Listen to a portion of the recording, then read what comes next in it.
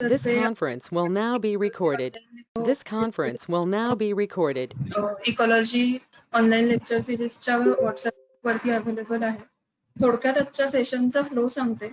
मागच्या सेशनला आपण ecology, economy आणि ह्युमन सायकोलॉजी यांचा अर्थ आणि त्यांच्यातील इंटर रिलेशन यांचा अभ्यास केला होता.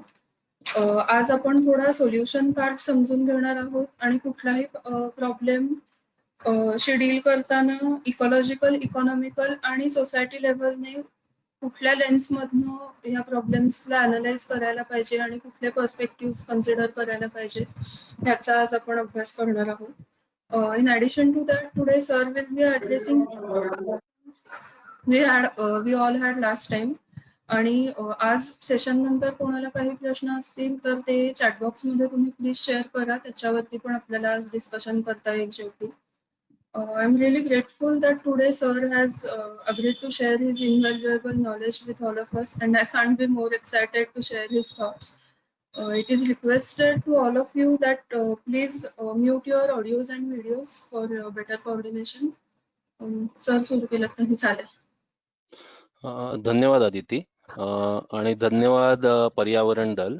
आपण हा मागच्या सेशनचं कंटिन्युएशन करतो आहे. साधारण आउटलाईन काय असणार आहे सेशनची ते मी थोडक्यात सांगतो. मागच्या सेशन मधले काही की पॉइंट्स आपण सुरुवातीला रिवाइज करूया. त्यानंतर आत्ताचं जे कन्व्हेन्शनल इकॉनॉमिक्स चाललंय त्याच्यातला आणि इकॉलॉजी मधला ड्रिफ्ट आपल्याला आपण बघितलाच आहे मागच्या वेळेला. तर आपल्याला काही वेगळे अप्रोच घ्यावे लागतील जर आपल्याला हा शिफ्ट करायचा असेल. ते अप्रोच कोणते याच्याबद्दल थोडक्यात समजावून घेऊया. हा एक वेगळा पॅराडियम आहे. म्हणजे त्याच्यामध्ये जेव्हा आपण इकॉलॉजी, इकॉनॉमिक्स किंवा सोसायटी आणि इकॉनॉमिक्स आणि इकॉलॉजी एकत्र बघतोय तर ह्याला काही अल्टरनेटिव्ह मॉडेल दिलं आहे का ब्रॉड लेवलला की ज्याच्यामध्ये याचं सिंथेसाइज होऊ शकेल. तर आता एक केट रॉवर्थ नावाची इकॉनॉमिस्ट आहे आणि ती ऍक्टिव्हिस्ट सुद्धा आहे आणि तिने एक डोनट मॉडेल म्हणून एक अल्टरनेटिव्ह मॉडेल मांडलंय.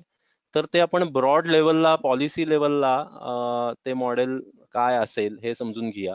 नुकतंच आम्स्टरडॅम सिटीनी कोविड नंतरच्या सिच्युएशन मध्ये हे मॉडेल अप्लाय करायचं ठरवलेलं आहे.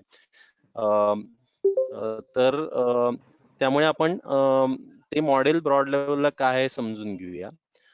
अर्थातच हे जेव्हा आपण ट्रान्झिशन करतो की आत्ताचं जे मेनस्ट्रीम सगळे इकॉनॉमी बेस्ड आहे त्यातनं आपण एका वेगळ्या पॅराडियम कडे चाललो आहोत. तर त्यावेळेला अनेक मध्ये अडचणी येतात किंवा डायकॉटॉमीज वाटतात की हे का ते. तर अशा डायकॉटॉमीज कोणत्या हे समजून घेऊया. आणि मग हे हा शिफ्ट शक्य आहे का, हा आत्ताच्या पॅराडाइम मध्ये होतोय का, आणि मग तर त्याची एक केस स्टडी मधनं ह्या डायकॉटॉमीज कशा रिझॉल्व्ह करता येतात हे अरविंद आय केअरचे केस स्टडीच्या माध्यमातून आपण समजून घेऊया.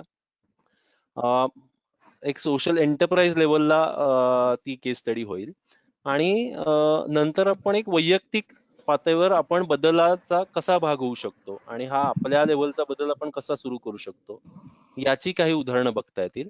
आणि नंतर तुम्ही काही प्रश्न जे आपल्या व्हॉट्सअप ग्रुपवर टाकले होते तर त्याची उत्तरं काही ह्या अर्थातच सेशन मध्ये देण्याचा प्रयत्न केलेला आहे. म्हणजे त्या प्रश्नांच्या आधारेच हा सेशन तयार केलेला आहे आणि त्यातनं परत ते काही त्यातले प्रश्न आपण घेऊन त्याची उत्तरं डिस्कस करूया.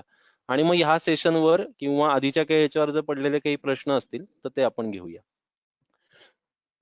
ठीक आहे. हो हो. मागच्या सेशन मध्ये आपण काय घेतलं होतं हे थोडक्यात बघतोय.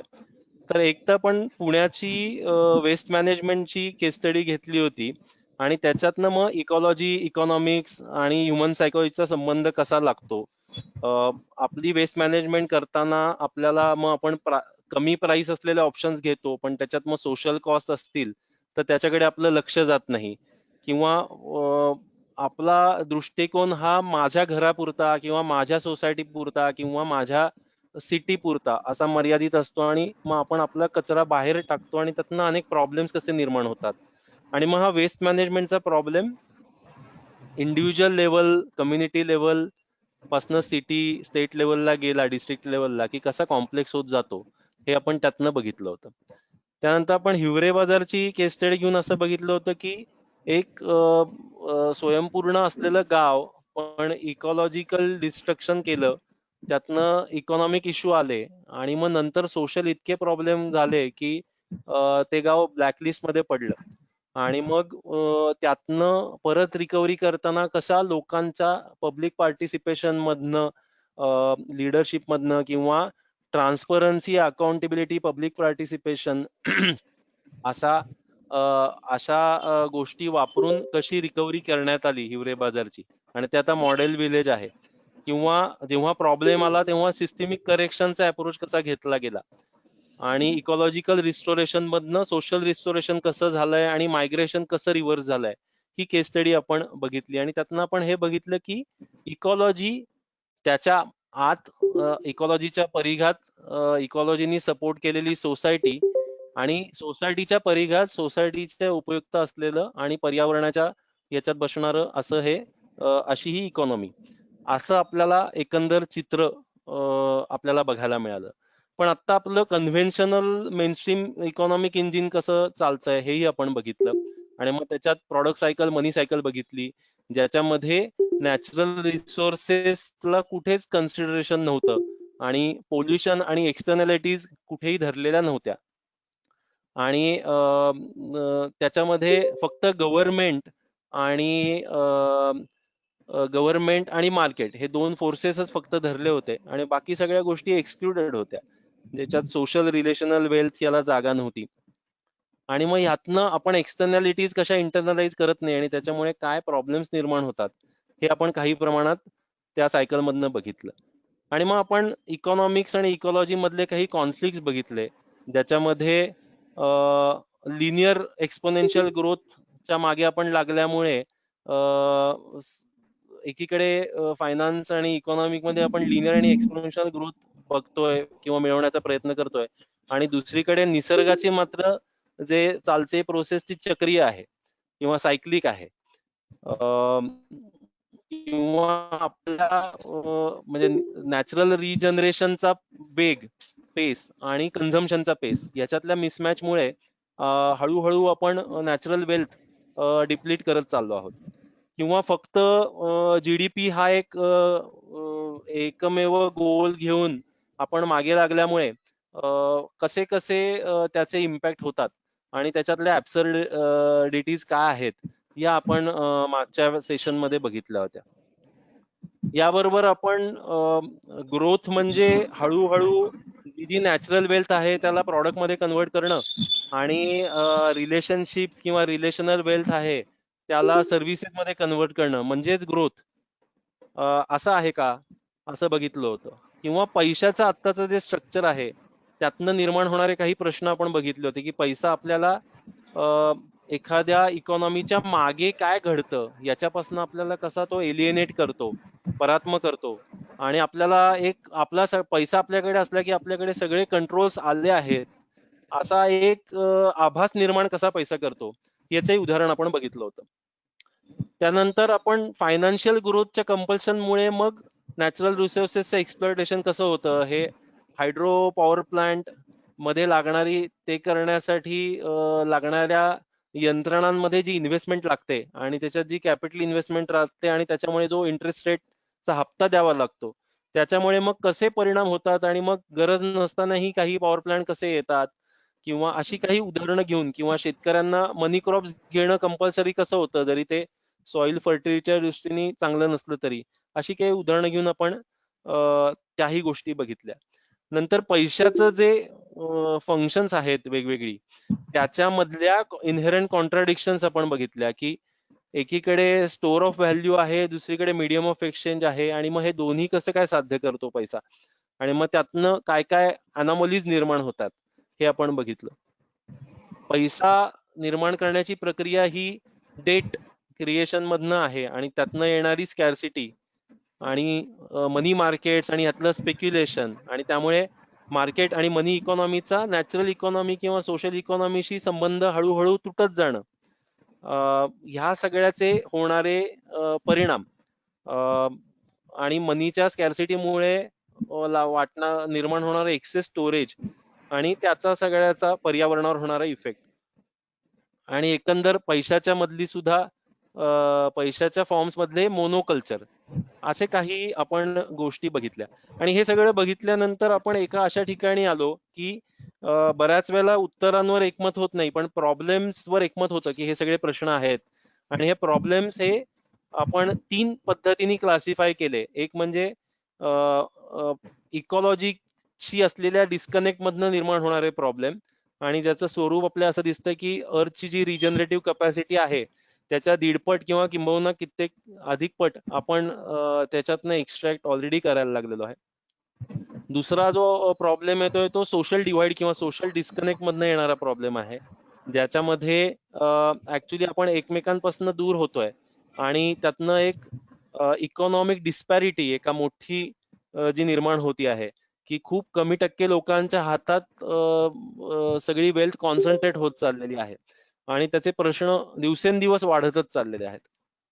आणि ह्या सगळ्याच्या मुळाशी असलेला एक म्हणजे स्पिरिच्युअल डिस्कनेक्ट, जो म्हणजे की मी आणि माझा मी काय होऊ शकतो याच्यामधला डिस्कनेक्ट, आणि स्वतःशीच निर्माण झालेला डिस्कनेक्ट, त्यातनं होणाऱ्या डिप्रेशन, ऍडिक्शन, आत्महत्या, आणि ह्याची संख्या ही इतर कुठल्याही प्रकारे होणाऱ्या डेथ्स पेक्षा जास्ती दिसते. आणि मग ह्या डिस्कनेक्ट मुळे निर्माण होणारे प्रश्न, आणि मग आपण असं बघितलं की आपल्या सगळे कोणालाच असं वाटत नाहीये की हे असं काहीतरी आपण करावं, किंवा ह्या आपल्याला कोणालाच हे डिझायर्ड फ्युचर नाहीये. पण पण ह्या डिस्कनेक्ट मुळे आपण एक पद्धतीने आपल्याला कोणालाच नको असलेल्या एका भविष्याच्या दिशेने मार्गक्रमण करतोय. आणि मग ही एक अनॉमली आहे, कॉन्ट्राडिक्शन आहे, पण ही एक संधी आहे आत्ताच्या सिच्युएशन कडे चॅलेंज म्हणून बघायची. आणि मग त्या सिच्युएशन कडे आपण कसे बघूया, आणि मग आपल्याला खरं तर काय हवं आहे असं आपण बघितलं. आणि त्याच्यामध्ये मग आपण एक चित्र बघितलं की आपल्याला असं हवं आहे की आपली इकॉनॉमी जी आहे त्यातनं ती प्लॅनेटरी बाउंड्रीज, म्हणजे आपलं एन्व्हायरमेंट किंवा नॅचरल आपल्या ज्या नैसर्गिक परिसंस्था आहेत, नॅचरल सिस्टीम्स आहेत, त्याच्या ज्या बाउंड्रीज आहेत त्याच्या आत आपली इकॉनॉमी काम करू शकते आहे. आपल्या सोसायटीमध्ये इक्विटेबल डिस्ट्रीब्युशन वेल्थचं होतं आहे, आणि सोसायटीच्या बेसिक गरजा या सगळ्यांच्या भागलेल्या आहेत. आणि निसर्गाची आणि इकोसिस्टीमची लाईफ सस्टेनिंग कपॅसिटी आणि रिसोर्स अवेलेबिलिटी आपण पुढच्या जनरेशनसाठी, आणि ट्रान्स जनरेशनल इक्विलिटी म्हणतात त्याच्यासाठी आपण शिल्लक ठेवलेली आहे. आणि असं आपल्याला एक पद्धतीने सस्टेनेबल डेव्हलपमेंटचं मॉडेल किंवा भविष्य आपल्याला हवं आहे. तर अशा ह्या गोष्टीकडे आपण आलो होतो. जर आता असं म्हणतात की आईन्स्टाईननी म्हणून ठेवलंय की आपण ज्या प्रॉब्लेम्सच्या लेवलचा विचार करत राहिलो तर आपण ते प्रॉब्लेम ज्या कंडिशन्स मधनं निर्माण झालेत त्याच कंडिशन्स राहिल्या तर आपण ते प्रॉब्लेम सोडवू नाही शकत. त्यामुळे आपल्याला हायर लेवलचा किंवा वेगळा विचार करायची गरज भासते. आणि मग हा विचार करायचा असेल तर आपल्याला काय बदल करायला हवेत, आणि आता मी थोडंसं ब्रॉड लेवलला आपल्याला काय बदल करायला हवेत यातल्या काही गोष्टींकडे वळतो आहे. आता आपली खरी आजच्या प्रेझेंटेशनला सुरुवात होतीये. तर मध्ये कुठे काही शंका आली काही असेल तर तुम्ही चॅटमध्ये टाईप कराच, आणि आदिती काही प्रश्न आला तर मला मध्ये थांबव आणि प्रश्न हो विचार. हो सर. ओके. तर यातला पहिला जो शिफ्ट आहे तो आपण असं म्हणतोय की आता मी पहिल्यांदा 5 शिफ्ट वाचतो आणि नंतर आपण एकेका शिफ्टच्या डिटेलमध्ये जाऊया.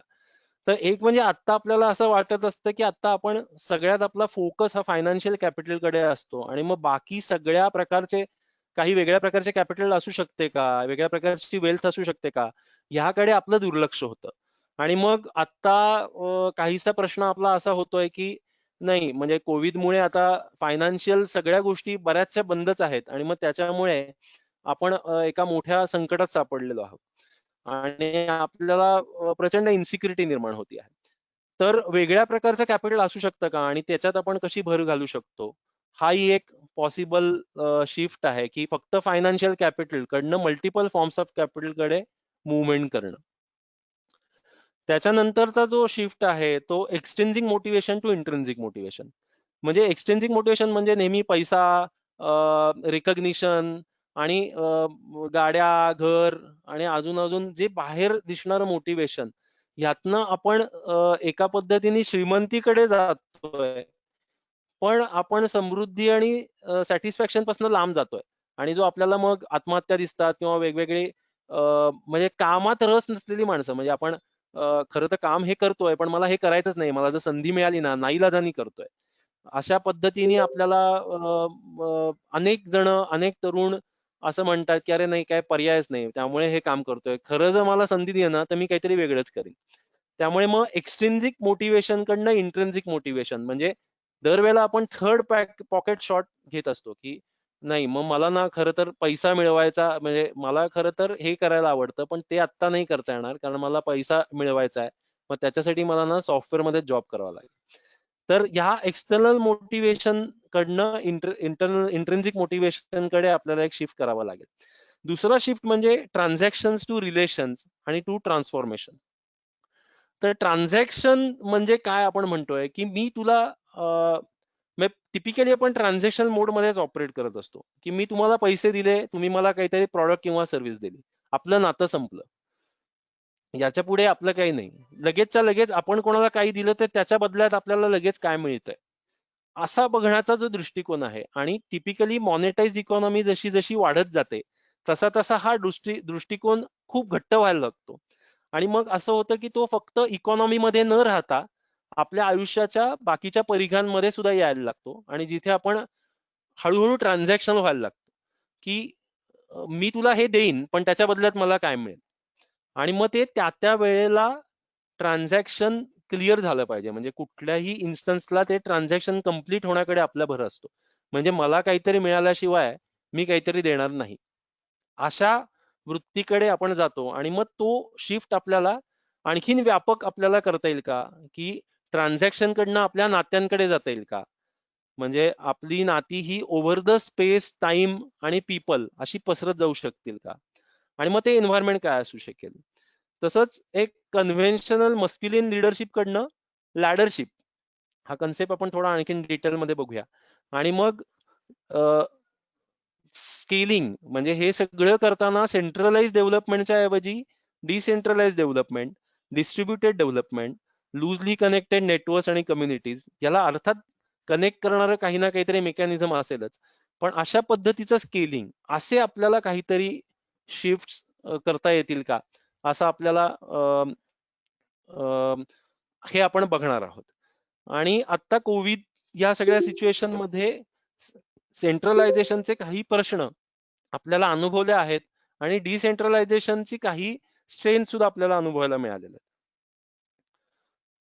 तर पहिला जो फॉर्म आहे तो म्हणजे financial capital to multiple forms of capital. आणि मग ह्याच्याकडे आपण कसं बघू शकतो? म्हणजे दरवेळेला आपण फक्त फायनान्शियल कॅपिटल आहे का? तर आपल्याला असं लक्षात येतं, की आपण ब्रॉडली म्हणजे अनेक प्रकार कॅपिटलचे किंवा वेल्थचे करता येतील. पण ब्रॉडली जर प्रकार केले तर नॅचरल कॅपिटल याच्यामध्ये हे आपल्या सगळ्यांनाच सहज कल्पना करू शकू, की आत्ता आपण सगळे निर्माण होणारे जे प्रॉडक्ट्स आहेत, हे सगळ्यामध्ये निसर्गातली काही ना काही संसाधनं वापरल्याशिवाय आणि सूर्याकडनं आणि फॉसिल फ्युएल्स आणि ह्या सगळ्यातनं येणारी एनर्जी वापरल्याशिवाय हे प्रॉडक्ट्स बनणं अशक्य आहे. त्यामुळे आपण metal, wood, plastic, plant, animal, minerals हे सगळं वापरून नॅचरल कॅपिटल मगच आपल्याला आपण वेगवेगळे प्रॉडक्ट्स आणि हे बनवलेले आहेत. त्यामुळे हे समजायला सहज सोपं आहे. पण ह्याच्या व्यतिरिक्त जे मॉनेटरी गोष्टींमध्ये येत नाही, ते म्हणजे की सोशल कॅपिटल. म्हणजे विशेषतः भारतामध्ये आपल्याकडे मॉनेटायझेशनची प्रक्रिया तशी उशिरा सुरू झाली आणि अजूनही खेडेगावात किंवा ट्रायबल भागांमध्ये ही प्रक्रिया हळू आहे किंवा कमी वेगाने चालते आणि इव्हन शहरांमध्येही आपल्या आयुष्याचा प्रत्येक भाग अजून मॉनेटाईज झालेला नाही. आणि ह्याच्यात अनेक भाग चाललेले असतात ज्याच्यामध्ये गिफ्ट इकॉनॉमी अशी चालू असते. उदाहरणार्थ आपल्याकडे अजूनही घरामध्ये अन्न बनवलं जातं रोजचं आणि मोस्ट ऑफ द ठिकाणी आणि त्याच्यामध्ये बायकांनी घेतलेला सहभाग किंवा पुरुषांनी ज्यांनी कोणी घेतलेला सहभाग हा काही जीडीपी मध्ये तसा डायरेक्टली येत नाही. कारण सगळ्या गोष्टी पेड सर्व्हिसेस म्हणून अजून आल्या नाहीयेत. किंवा चाइल्ड केअर आपल्याकडे अनेक ठिकाणी एकमेकांकडे मुलांना सोडून जाणं चाइल्ड केअर हा भाग असतो, पण त्याची सर्व्हिस अजून झालेली नाहीये. किंवा खेड्यांमध्ये तर ते नाहीच आहे. पूर्वी काही वर्षांपूर्वी शहरांमध्येही दिसायचं नाही. हॉस्पिटॅलिटी, एंटरटेनमेंट, अनेक वेळेला इन्फॉर्मली एंटरटेनमेंट मधनं आपण आपली एंटरटेनमेंट करून घेत असतो. आता या सगळ्याची इंडस्ट्री होतीये आणि आता ह्या सगळ्या सोशल जे आपण मित्राला सहज म्हणून सल्ला दिला त्याच्या गोष्टीतला, त्याला काही गोष्टींमध्ये कन्सल्ट केलं, या सगळ्याच्या आता पेड सर्व्हिसेस यायला लागलेल्या आहेत. मी आता relations are converted into paid services आणि which is a form of growth which we are paying. पण हे कॅपिटल जिथे अजून या पेड सर्व्हिसेस नाही आहेत, अशा ठिकाणच्या रिलेशनशिप सुद्धा अशा म्हणजे आपल्या सपोर्ट देणाऱ्या फॅमिली स्ट्रक्चर्स ह्याची किंमत आपल्याला पर्टिक्युलरली या कोविडच्या काळात सुद्धा खूप जाणवली असेल, की या फॅमिली स्ट्रक्चर्स मधनं येणाऱ्या गोष्टी आणि त्यातनं निर्माण करणारी आपण एंटरटेनमेंट आणि हे सगळंच म्हणजे तर ही सुद्धा एक वेल्थचा फॉर्म आहे, हे आपण लक्षात ठेवलं पाहिजे. त्याबरोबर येणारे कल्चरल कॅपिटल म्हणजे आपल्याला आपली संस्कृती ही सगळ्यात जुनी संस्कृती आहे आणि त्यातनं मिळालेलं ज्ञान हे काही काय म्हणूया गोष्टींच्या रूपातनं, कथांच्या रूपातनं, गाण्यांच्या रूपातनं, त्यातनं येणारं रिच हेरिटेज ही एक मोठी संपत्ती आहे आणि जी आपण वापरत असतो आणि आपल्या लक्षात येत नाही. याबरोबर आता ज्ञानाची संपत्ती जी आपण जाणवतोय, म्हणजे इंडस्ट्रियल सोसायटीतनं आपण नॉलेज सोसायटीमध्ये प्रवेश करतोय, त्यामुळे ती संपत्ती आणि सगळ्यात आपली निग्लेक्ट होणारी संपत्ती म्हणजे स्पिरिच्युअल कॅपिटल. म्हणजे एक पद्धतीने त्याला थोडं टँजिबल फॉर्म मध्ये बघायचं झालं तर आपली आयडिया जनरेट करण्याची कपॅसिटी, आपली शांतपणे ऐकण्याची कपॅसिटी, आपली समाधान आनंद मिळवण्याची कपॅसिटी, आणि ती जर आपल्याकडे नसेल तर ह्या लाईफलाच अर्थ उरणार नाही आणि एक पोकळी निर्माण होईल. तर ही एक वेगळ्या प्रकारची वेल्थ आहे आणि ह्या सगळ्या वेल्थवर आता आपण या सगळ्याला फायनान्शियल वेल्थ मध्ये कन्वर्ट करतोय आणि ग्रोथचा जो रेट आहे तो आपल्या त्या दिशेने घेऊन जातो आहे. तर त्यामुळे आपल्याला जाणवतं म्हणजे अनेक वेळेला आपल्याला आता आपला अटेन्शन स्पॅन आहे हा दिवसेंदिवस जाणवतो की जो कमी होतोय आणि मग सततच्या ऍडव्हर्टाइजमेंट किंवा सतत व्हॉट्सअप आपल्याला एका जागी शांतपणे काही न करता बसला आहे आणि चिंतन करतोय, रिफ्लेक्शन करतोय, हे आता कमी होतंय कारण आपल्या ज्या ज्या अगदी सटल फॅकल्टीज आहेत त्या सुद्धा मॉनिटाईज करण्याकडे आता इंडस्ट्रीचा कल वाढतो आहे आणि त्यातनं अनेक ऍक्टिव्हिटीज, अनेक म्हणूया वेल्थचं इरोजन होण्याची शक्यता आहे. त्यामुळे जो स्पिरिच्युअल डिस्कनेक्ट आणि त्यातनं येणारे प्रश्न, ऍडिक्शन्स, डिप्रेशन यासारखे आहेत, हे प्रश्न सुद्धा या वेल्थ कडे लक्ष न दिल्यामुळे, की आपला आनंद घेण्याची कपॅसिटी, आपला समाधान मिळवण्याची कपॅसिटी ह्याच्याकडे लक्ष न दिल्यामुळे, आपण त्याला स्पिरिट लॉस म्हणतो, अशाकडे आपला कल जाऊ शकतो जर आपण ह्या फॉर्म्स वेल्थच्या लक्षात नाही घेतले तर. त्याबरोबरच असं होऊ शकतं की एखादी कम्युनिटी ही फायनान्शियल वेल्थ मध्ये खूप पुढे आहे पण रिलेशनल वेल्थ मध्ये ती मागे पडते, कारण त्यांनी सगळी रिलेशनल वेल्थ कन्वर्ट केली आहे फायनान्शियल वेल्थ मध्ये, किंवा स्पिरिच्युअल वेल्थ मध्ये मागे पडते. आणि या उलट असं असू शकतं की एखादी फायनान्शियल वेल्थ मध्ये कमी आहे पण त्यांची रिलेशनल वेल्थ, नॅचरल वेल्थ आणि कल्चरल वेल्थ खूप चांगली आहे आणि त्यातनं मग तरी सुद्धा त्यामुळे ते आनंदी राहू शकतात. आणि बऱ्याच वेळा काही ट्रायबल कम्युनिटीज मध्ये आपल्याला दिसू शकतं की जंगलावर डिपेंडंट आहे पण जंगलामध्ये अबंडन्स आहे. आपलं एखादं घर बांधायचं तर सगळा समाज एकत्र येऊन एकाचं घर बांधू शकतो. शेती करायची असेल तर सगळे मिळून पेरणीला एकत्र येतात आणि सगळ्यांची एकत्र कामं चाललेली आहेत आणि सुखासमाधानाने राहतात. तर अशा सोसायटीत दिसतात ज्या ह्या वेगळ्या फॉर्म्स ऑफ वेल्थ मध्ये समृद्ध आहेत. त्यामुळे त्याची मेजरमेंट जरी नाही आपण आता करत असलो तरी त्याचा एक्झिस्टन्स आपल्याला नाकारता येत नाही. आणि या उलट आपल्याकडे प्रचंड पैसा आहे तरी डिप्रेस्ड आहेत आणि त्यांना म्हणजे मध्ये एक सर्वे घेतला होता की ज्यात मिलेनियर्सचा सर्वे होता, तो US मध्ये घेतला गेला आणि त्यांना सगळ्या मिलेनियर्सना एक क्वेश्चनर दिलं आणि त्यांना असं विचारलं की do you have enough money with your self. आणि त्यातल्या मेजॉरिटी 90% अधिक लोकांनी असं सांगितलं की नाही, we don't have enough money आणि we want at least 20% more money. तर आता हे सगळे मिलेनियर होते आणि तरी सुद्धा त्यांना अजून there was a scarcity feeling in them. तर ही वेगळ्या लेवलची स्कॅर्सिटी असू शकते आणि ज्याच्यामध्ये आपण इतर फॉर्म्स ऑफ वेल्थ कडे जर दुर्लक्ष केलं तर ही स्कॅर्सिटी प्रबळ होऊ शकते. त्यामुळे त्याचं अॅक्नॉलेजमेंट करणं इतर फॉर्म्स ऑफ वेल्थ हेही महत्वाचं आहे. एक एक्सरसाइज तुम्ही करून बघू शकता, की आता आपण शेती करतोय. तर शेती करताना आपण कुठल्या वेल्थच्या फॉर्म मधनं रिसोर्सेस घेतो आणि कुठल्या वेल्थच्या फॉर्मला परत कन्व्हर्ट करतो. म्हणजे शेती करताना जमिनीतनं न्यूट्रिएंट्स घेतो, निसर्गाकडनं पाणी घेतो, सूर्यप्रकाश घेतो आणि मग आपण काय परत देतो परत ह्या सगळ्या वेल्थना. असाच आपण एक एक्सरसाइज करून बघितला आणि मग आपली जी जुनी शेती संस्कृती होती याच्यात अगदी आपण कल्चरल वेल्थला बहिणाबाईंचे अभंग असतील किंवा ह्या सगळ्या गोष्टी आपण शेतीतनं शेती या ऍक्टिव्हिटी मधनं आपण अनेक प्रकारच्या वेल्थ मधनं घेतोय वेगवेगळ्या फॉर्मच्या, पण परत त्या वेल्थला देतो सुद्धा आहे असं लक्षात येतं. तर आपल्या आत्ताचे जे वेगवेगळ्या ऍक्टिव्हिटीज आपण करतो तर ते त्याची उदाहरणं घेऊन आपल्याला असं करता येईल का, की कुठल्या फॉर्मच्या वेल्थ मधनं आपण आता इनपुट घेतोय आणि परत या वेल्थला कॉन्ट्रीब्युट करतो आहे की नाही, का आपण फक्त सक करतोय त्या वेल्थ मधनं आणि मग तो जो wealth multiple forms of wealth मधला इम्बॅलन्स होत नाहीये ना. तर याचं आपण एक्झाम्पल्स आपण स्वतः ट्राय आउट करून बघू शकतो.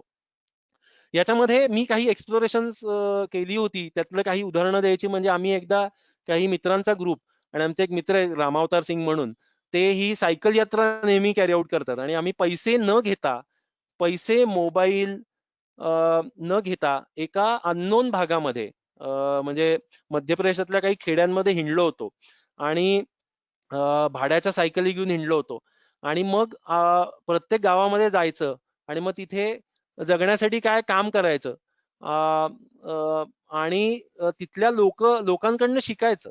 मग त्यांना काही न सांगता असा तो सायकल यात्रेचा प्रयोग होता आणि 7 दिवस आम्ही एकमेकांना ओळखत नसले लोक एकत्र येऊन हा प्रयोग करून बघितला आणि तेव्हा असं लक्षात आलं, की अरे आम्ही सामाजिक म्हणजे सोशल वेल्थवरच अवलंबून होतो. म्हणजे अगदी आपण जरी काही कष्ट करण्याची तयारी दाखवली खाण्यासाठी, तरी त्यांना गरज असली पाहिजे त्या काळात. तिथली काही शेतीची कामं असली पाहिजेत. ती आपण करू शकलो पाहिजे. तर आम्ही त्या समाजावरच अवलंबून होतो आणि आमचा अनुभव असा आला, की भारतामध्ये तरी निदान, की आम्हाला म्हणजे खरं तर पैसे घेऊन हिंडलो असतो कदाचित आमच्याकडे संशयाने बघितलं असतं. पण त्या समाजाने आम्हाला स्वीकारलं आणि काय-काय वेगळ्या प्रकारचा म्हणजे वेल्थ असू शकतात आणि त्यातले वेगवेगळे फॉर्म्स आम्हाला बघायला मिळाले. मी गिफ्ट इकॉनॉमीमध्ये म्हणजे असेही प्रयोग करून बघत होतो, की पैसा म्हणजे पैशासाठीच फक्त काम करायचं असं नाही. म्हणजे मी काम करीन आणि मग तुम्हाला जे माझी व्हॅल्यू वाटते ते तुम्ही मला द्या. आणि अशा प्रकारच्या इकॉनॉमीमध्ये जगणारे लोकं आहेत आणि मग त्याच्यामध्ये असं जाणवत जातं, की अरे आत्ता आपला समाज आपल्याकडे कशा पद्धतीने बघतो आणि मग एक लेव्हलचं म्हणजे फ्रीडमही वाटतं, की आपण थोडीशी स्पेस जर निर्माण करू शकलो या ट्रान्झॅक्शन भोवती, की मी हे काम करीन, पण मला एवढे पैसे मिळालेच पाहिजेत. या भूमिकेतनं जर काम केलं, तर मग आपल्याला हवं ते मनासारखं काम करता येत नाही. आणि मग जर आपण त्याच्या आपल्या गरजा जर कमी करू शकलो आणि त्याच्यावरती फ्लेक्सिबिलिटी दाखवली, तर मग कसा आपल्याला कामातला आनंद मिळतो आणि व्हॅल्यू क्रिएशन आपण करत राहतो, पण त्याचं दरवेळेला मॉनिटायझेशन करू असं नाही. आणि असे अनुभव आपण काही प्रयोग करून बघितले, तर हा जो एकाच फॉर्मच्या वेल्थमध्ये आपण अडकलोय, त्यातनं बाहेर पडण्याची शक्यता निर्माण होऊ शकते. अं, याच्यानंतर एक दुसरा इंट्रिन्सिक मोटिवेशन टू एक्सट्रिन्सिक मोटिवेशन म्हणजे अनेक वेळेला आपण बाह्य दिसणाऱ्या कामावरच मेजरमेंट करतो. पण त्याच्या आत ते काम करताना आपला आतला भाव काय आहे, हे आपण कधी बघत नाही. म्हणजे विनोबांनी गीता प्रवचनांमध्ये एक सुंदर उदाहरण दिलंय विकर्म. मग ते असं म्हणतात, की आपल्या बाह्य कर्मामध्ये जर आपण आंतरिक भाव मिसळला, तर ते कर्माचं विकर्म होतं. आणि बाह्यकर्म महत्वाचं आहेच आहे. कारण आपली आतली अवस्था जी आहे, त्याचा आरसा आहे आपलं काम म्हणजे. म्हणजे ते असं उदाहरण देतात, की एखादं पाणी खोल आहे ते बघण्यासाठी आपल्याला दगड टाकून बघावा लागतो पाण्यामध्ये आणि मग त्यातनं किती आवाज येतो याच्यावरनं लक्षात येतं, की पाणी किती खोल आहे. तर अनेक वेळेला आपण अगदी खूप ध्यान करतोय आणि कुठेतरी गुहेत जाऊन बसलोय आणि आपण शांतता कमावली. तर विनोबा त्याला म्हणतात, की कुचकामी शांतता आहे. एखादा मुलगा आला आणि त्यांनी कडी वाजवली, तर ही आपली शांतता ढळू शकते. आणि मग आपण ह्या सगळ्याचा अनुभव घेतलाय, की खूप ध्यान केलं वगैरे केलं, पण पुण्यामध्ये ड्रायव्हिंग करतोय आणि मग सतत मनात आणि तोंडावर शिव्या येतात. आणि म्हणजे आपल्या मनात खरंच शांतता आहे याचं टेस्टिंग आपल्याला पुण्यात ड्रायव्हिंग करताना अनेक वेळेला आपण करून बघितलं असेल आंतरिक. तर त्यातला विनोदाचा भाग जाऊ दे, पण बाह्यकर्म हे आपल्या आतल्या स्थितीचा आरसा आहे. हे बघतानाच सिमिंगली आउटवर्डली जी कामं आपल्याला सारखी दिसू शकतात, ती आतल्या कुठल्या भावातनं येत आहेत. म्हणजे आईनी आपल्या पाठीवरनं हात फिरवलाय. ह्याच्यात आईचं जे प्रेम आहे, तर अगदी आपण आईसारखाच सरफेस टच वगैरे निर्माण केला आणि काहीतरी आर्टिफिशियल लिंब तयार केला आणि तो आपल्या पाठीवरनं फिरवला. तर आपल्या मनात जी भावना निर्माण होणार आहे, हे एक्झॅक्टली मटेरिअलिस्टिक नाहीये. त्याच्यामध्ये आपला आंतरिक भाव, आईच्या मनातला भाव, आपल्या मनातला भाव याचं कॉम्बिनेशन आहे. आणि ह्या पद्धतीची मोटिवेशन इंट्रिन्सिक मोटिवेशन कडे आपण जाऊ शकतो का? आणि ह्याचं अनेक कंपन्यांमध्ये जिथे बेसिक गरजा ज्या भागल्या आहेत किंवा मॅस्लोच्या नीडच्या हायरार्की मधल्या बेसिक गरजा ज्या भागलेल्या आहेत, तर असं लक्षात येतं की एका लिमिट पलीकडे पैसा मोटिवेट नाही करू शकत. आणि मग Google आणि हे सगळे ज्या मोठमोठ्या कंपन्या आहेत ह्याच्यात असं लक्षात आलं की प्रचंड व्हॅल्यू जनरेट करतायत आणि लोकांना पैशातनं ते मोटिवेट नाही करू शकत. मग अशा वेळेला इंट्रिन्सिक मोटिवेशन मधनं ही लोकं मोटिवेट होतात. त्यांना किती तुम्ही फ्रीडम देताय, त्यांच्या आयडिया जनरेशनसाठी किती वेळ देताय, वाव देताय. यातनं मोटिवेशन वाढत जातं आणि त्यातनं व्हॅल्यू क्रिएशन वाढत जाते. तर यातनं आपल्याला doing things for the sake of it याच्याकडे आपण जातोय का, की doing things for the love of it. अर्थात त्याच्यासाठी बेसिक गरजा अनेक वेळेला भागाव्या लागतात आणि त्याच्याकडे आपण पुढे येऊया. पण का आपण सारखं ह्याच्यात मला काय फायदा, त्याच्यात मला काय फायदा, असा प्रश्न विचारतोय, की मी हे करीन, पण मला काय फायदा? आणि मग विनोबा असं म्हणतात त्याला, की फायद्याचा तरी काय फायदा? आणि एका लिमिट पलीकडे हे संपतं आणि मग त्याच्यापुढे आपल्याला इंट्रिन्सिक मोटिव्हेशनकडे जाण्याशिवाय पर्याय उरत नाही. अ, आणखीन एक शिफ्ट आहे म्हणजे ह्या सगळ्या दृष्टिकोनातनं आपण आत्ताच्या सगळ्या इकॉनॉमीमध्ये आपण what is the outcome of work असं आपण बघतो. पण याला जे.सी. कुमारप्पांनी खूप पूर्वी त्यांच्या इकॉनॉमिक ऑफ परमनन्स या पुस्तकामध्ये प्रश्न म्हणजे विचारून ठेवलाय, की what is the function of work? की कामाचा आउटपुट आपण बघतो, पण कामाचा पर्पज काय?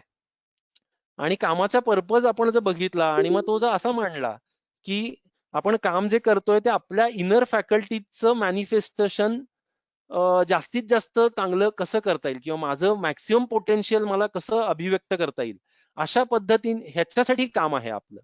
आणि हा पर्पज मधनं आपण सगळ्या इकॉनॉमिक सिस्टीमकडे जर बघायला लागलो, तर मग आपल्याला असं जाणवतं, की अरे हे पूर्ण वेगळं आहे.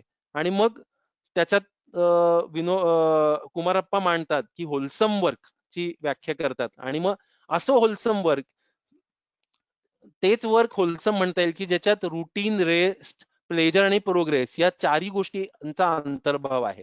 आणि मग आता तर इंडस्ट्रियल सोसायटीमध्ये आपल्याला असं दिसतं, की आपण रुटीन एका माणसाला दिलेलं आहे आणि आपण प्रोग्रेस आणि प्लेजर एका माणसाला एकीकडे ठेवलेलं आहे. आणि मग ह्यातनं जे इम्बॅलन्स निर्माण होतात, त्याच्यामधनं जी सोशल डिस्पॅरिटी निर्माण होते किंवा एकीकडे असं होतं, की पूर्णपणे फटीग येतोय काही लोकांना कामाचा आणि दुसरीकडे काही लोक फिजिकल वर्कमध्ये दमून गेलेले आहेत आणि फिजिकल फटीग आहे. आणि यातनं होणारा स्पिरिट लॉस आणि येणाऱ्या बूम बसच्या सायकल्स, तर ह्या सगळ्या वेगवेगळ्या इकॉनॉमिक सायकल्स या इम्बॅलन्स मधनं निर्माण होतात आणि ते इम्बॅलन्स आपण अनुभवले आहेत over the period of time. तर ह्याच्याकडे वेगळ्या दृष्टिकोनातनं बघायचं असेल तर आपल्याला होलसम वर्कच्या दृष्टिकोनातनं बघायला लागेल. आणि त्यातनं आता लोक ह्या गोष्टीकडे बघायला लागलेले आहेत. दुसरं मग आता ट्रान्झॅक्शन टू रिलेशन, म्हणजे मगाशी मी हे थोडंसं एक्सप्लेन केलंच आहे.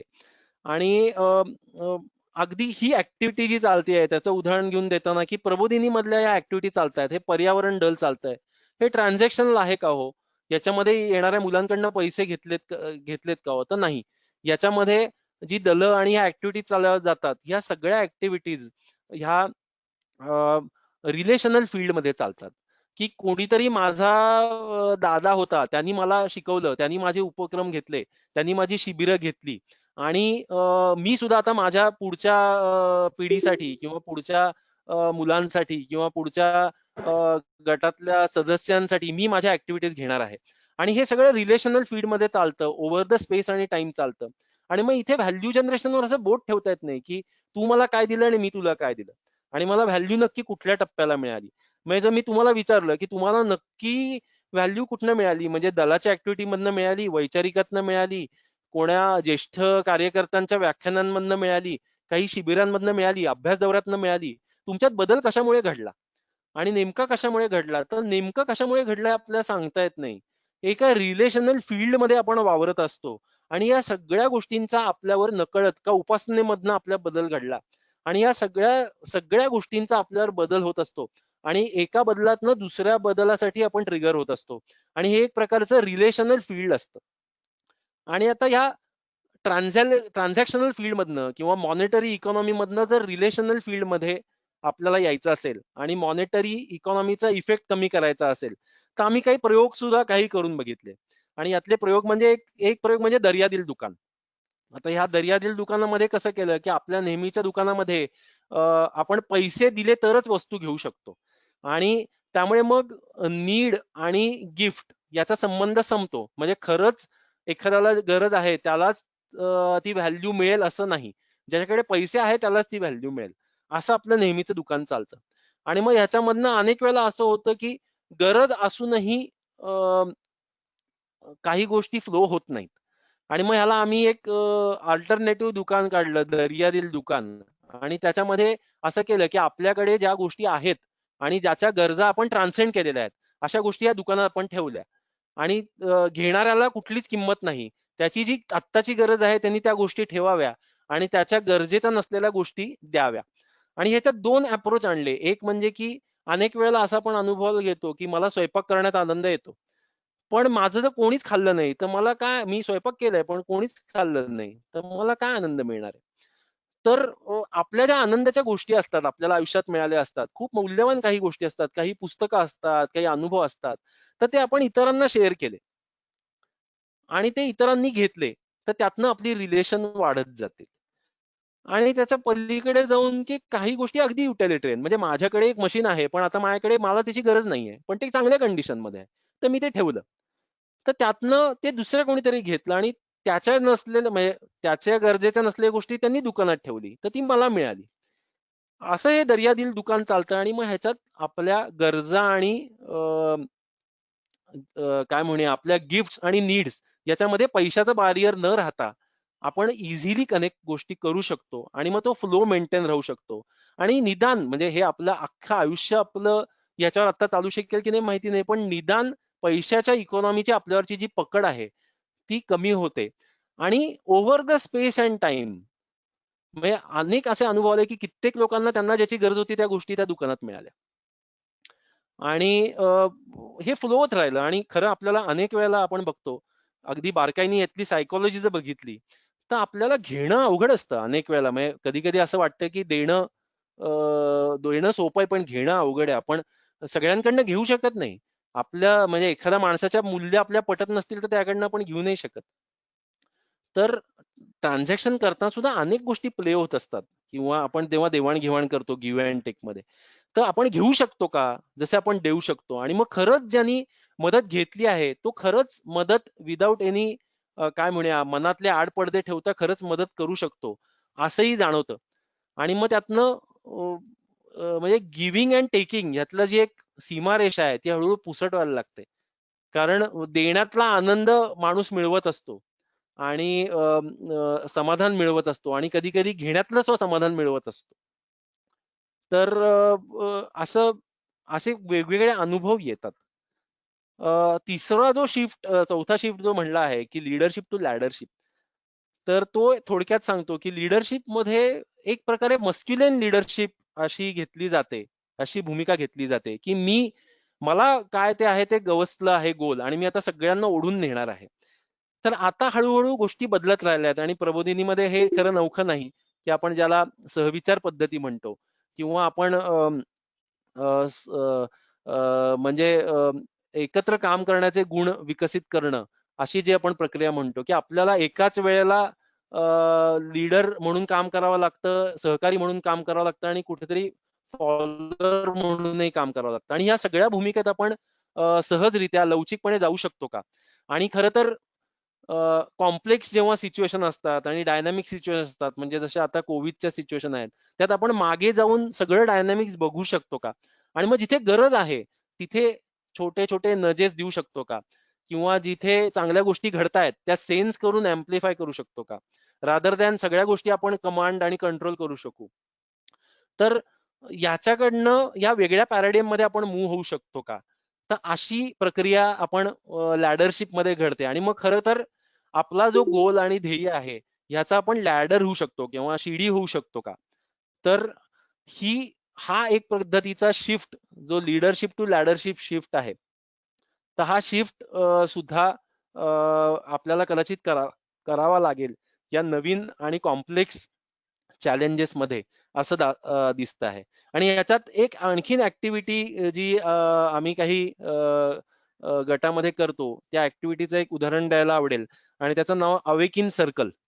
ही अवेकिन सर्कल ही ऍक्टिव्हिटी मध्ये आम्ही दर आठवड्यात एका दिवशी एकत्र जमतो. एक तासभर आम्ही सायलेन्स मध्ये बसतो आणि त्याच्यामध्ये आपण जो मगाशी सेल्फ मधला कनेक्ट आहे की त्या सेल्फशी कनेक्ट होण्याचा प्रयत्न करतो. त्याला कुठली तुम्ही पद्धत वापरा तुम्हाला जी वाटत असेल ती. त्याला एक ठराविक पद्धत अशी नाहीये. आणि त्याच्यानंतर काहीतरी एखादा पॅसेज वाटतो आणि मग एक ग्रुप शेअरिंग होतं आणि ज्याच्यामध्ये तुमच्यामध्ये त्यावेळेला काय अलाइव्ह आहे की मला हे खूप खटकतंय, मला हे याचा खूप आनंद वाटला किंवा खूप अरे वा माझ्या आयुष्यात ही खूप आहा मोमेंट घडली, खूप काहीतरी छान अनुभव आला किंवा खूप काहीतरी खटकतंय, काहीतरी बोचतंय आणि मला काहीतरी व्यक्त करायचंय. तर सगळेजण गटामध्ये आम्ही काहीतरी व्यक्त करतो आणि बाकीच्यांनी सगळ्यांनी ऐकायचं असतं. एक माणूस बोलत असतो आणि बाकीच्यांनी ते रिसीव्ह करायचंय. त्यात जजमेंटल व्हायचं नाहीये की हा बरोबर बोलतोय, त्याला काउंटर व्ह्यू मांडायचा नाहीये. ही जागा आहे ती रिसीव्ह करण्याची आहे. ऐकून घ्यायचं आहे की त्याला काय म्हणायचं आहे. आणि मग नंतर त्याच्यावर अशी सर्कल्स होतात शेअरिंगची आणि त्याच्यानंतर मग एकत्र काय म्हणूया पॉटलक पद्धतीने किंवा होस्ट जो असतो त्यांनी काहीतरी बनवलेलं असतं आणि मग सगळ्यांनी एकत्र जेवण घेतो. आणि काही वेळा सायलेन्स मध्ये जेवण असतं, काही वेळा गप्पा मारतो जेवण होतं आणि हे सगळं झाल्यावर मग परत जातो. तर ही प्रक्रिया चालते आणि मग असं लक्षात आलं ओव्हर द पिरियड की जेव्हा आपण 1 तास सायलेन्स मध्ये बसून नंतर शेअरिंग करतो, तेव्हा आपली इनर स्टेट खूप बदललेली असते आणि मग आपली क्वालिटी ऑफ शेअरिंग ही खूप वेगळ्या पद्धतीने होतं. अनेक वेळेला आपल्याला जाणवतं की आपण आपल्या आतल्या गोष्टी, अगदी गाभातल्या गोष्टी शेअर करायला घाबरत असतो. कारण आपल्याला भीती असते आणि इन्सिक्युरिटी वाटत असते की ह्याचं म्हणजे कोणीतरी मिसजज करेल का? आणि त्यातनं आपल्याला अनेक जागा आता ह्याची कमतरता हळूहळू खूप कॉम्पिटिशनचं हे जे एन्व्हायरमेंट आहे त्याच्यात गाभ्याच्या गोष्टी शेअर करण्याची कमतरता आपल्याला जाणवते. आणि तुम्हाला माहितीच आहे दलाच्या माध्यमातून आपल्या सहकाऱ्यांशी आणि आपण जेव्हा बोलतो तेव्हा ही गरज आपण भागवत असतो कुठेतरी की ही मला जज करणार नाहीत. मला काही वाटलंय, वेगळं वाटतंय, वेगळं फील होतंय, तरी नॉन जजमेंटली मला ऐकलं जातंय. आणि ह्यातनं एक ओव्हर द पिरियड एक रिलेशनशिप बिल्ड होते आणि एक नॉन जजमेंटल अशी एक शेअरिंग स्पेस निर्माण होते आणि ज्याचं मूल्य आता करता येत नाहीये. पण आम्ही एक 4 वर्ष ही ऍक्टिव्हिटी करतोय आणि ओपन असतात दरवाजे. कोणीही अचानक येऊ शकतं आणि त्या सर्कलमध्ये बसू शकतं. त्यामुळे अनेक जगांना आपलं मन मोकळं करायला जागा मिळतात आणि खूप शेअरिंग होत आहे, लिसनिंग कपॅसिटी वाढतीये आणि ह्या सगळ्यातनं अनेक गोष्टी रिलेशनल फील्डमधनं, ट्रान्झॅक्शनल फील्डमधनं यायला मदत होतीये. आणि मी असं म्हणेन की यातनं जो स्पिरिच्युअल डिस्कनेक्ट आणि सोशल डिस्कनेक्ट जो म्हणतोय, तो रिकनेक्ट व्हायला मदत होतीये. आणि हे जर घरोघरी सुरू झालं, याची छोटी ऍक्टिव्हिटी आपण आपापल्या घरी सुद्धा करू शकतो, की अगदी 1 तास नाही, पण एक 5 मिनिटं शांत बसलो, 5 मिनिटं शेअरिंग केलं आणि 5 मिनिटं आपण कृतज्ञता व्यक्त केली आपल्याला जे मिळालंय त्याच्याबद्दल. तर ह्यातनं एक वेगळ्या प्रकारची वेल्थ आपण ज्या डिफरंट फॉर्म्स ऑफ वेल्थ म्हणलं, त्या फॉर्म्स ऑफ वेल्थला आपण कॉन्ट्रिब्यूट करू शकतो. आणि अशा ऍक्टिव्हिटीमध्ये मधनं असे काही अनुभव येतायत. You are welcome. तुम्ही कधीही जॉइन होऊ शकता. दर बुधवारी 7 ते 9 आमची ही ऍक्टिव्हिटी चाललेली असते. आणि अशा ऍक्टिव्हिटी देशभरात आणि जगभरात वेगवेगळ्या ठिकाणी ह्या ऍक्टिव्हिटी चाललेल्या आहेत. पुण्यात वेगवेगळ्या ठिकाणी ही ऍक्टिव्हिटी चालते आणि अशा अनेक देशांमधनं ही ऍक्टिव्हिटी चालते. तर हे झालं एक ब्रॉड आउटलाईन्स आणि एक वेगवेगळ्या प्रकारचे शिफ्ट जे आपल्याला घ्यावे लागणार आहेत. पण ह्याला काही फ्रेमवर्क आहे का, काही मॉडेल आहे का, की करंट मेनस्ट्रीम जो पॅराडियम आहे त्याला आपण शिफ्ट करू शकू का? आणि मग ह्या नवीन पॅराडियमला आपण कसं येऊ शकू, असा एक प्रश्न पडतो आणि जो महत्वाचा वाटतो. आणि मग ह्या नवीन पॅराडाइमला येण्यासाठी एक महत्वाची गोष्ट अशी वाटते, ती म्हणजे की काही महत्वाचे प्रश्न ह्या पॅराडाइमला विचारणं आणि अ, अ, एक आपला कलेक्टिव्ह वेगळा पर्पज जो आहे तो फाइंड आउट करणं आणि मग त्यातनं काही नवीन पॅराडियम दिसतोय का असं बघणं. आणि मग आत्ता रिसेंटली एक रिसेंटली म्हणजे तरी त्याला काही वर्ष झाली, पण डोनट इकॉनॉमिक्स हा एक पॅराडियम वापरला जातोय आणि केट रॉवर्थ हिनी तो पॅराडाइम आणलेला आहे. आणि अनेक म्हणजे तो काही खूप नवीन आहे असं नाही, पण अनेक गोष्टींचं सिंथेसिस केलेला हा पॅराडियम आहे. आणि त्याच्यामध्ये अ, त्याच्यामध्ये काय काय गोष्टी आहेत ते आपण पुढे बघूया. तर महत्वाचे काही असे क्रुशल प्रश्न विचारल्यावरच आपण नवीन पॅराडाइम कडे जाऊ शकतो. आणि त्याच्यामध्ये what this economy is for, मगाशी मी म्हणलं की आउटपुट ऑफ इकॉनॉमी आपण बघत असतो, पण त्याचं पर्पज काय ती कशी काम करते आणि आपण कोण आहोत? आपण हे इकॉनॉमिक मॅन आहोत, रिसोर्सेस आहोत कोणाचे तरी, का आपण काही वेगळे आहोत? आणि हा असे काही महत्वाचे प्रश्न विचारावे लागतात आणि मगच आपण वेगळ्या पॅराडाइम मध्ये जाऊ शकतो. आपलं कन्व्हेन्शनल इकॉनॉमिक्स आणि ही डायग्राम आपण फॅमिलियर आहोत. मागच्या वेळेला आपण ह्या डायग्रामचा लिमिटेशन्स बघितल्या. आणि हा पॉल सॅम्युएल्सन ज्यांनी इकॉनॉमिक्स हे टेक्स्टबुक लिहिलं आणि अनेक लोकांच्या मनावर तो अनेक वर्ष अधिराज्य करतोय. आणि केट रॉवर्थनी ऍक्च्युली असं सांगितलं की ह्या इम्प्रेशन मधनं तिला बाहेर काढायचंय. ही जी सायकल आहे आणि तिच्या मर्यादेतनं त्याला रिप्लेस करायचंय अल्टरनेटिव्ह इमेज मधनं. आणि आपण सगळ्यांनी अनुभवलंय की शब्दांपेक्षा चित्र खूप पॉवरफुल असतात.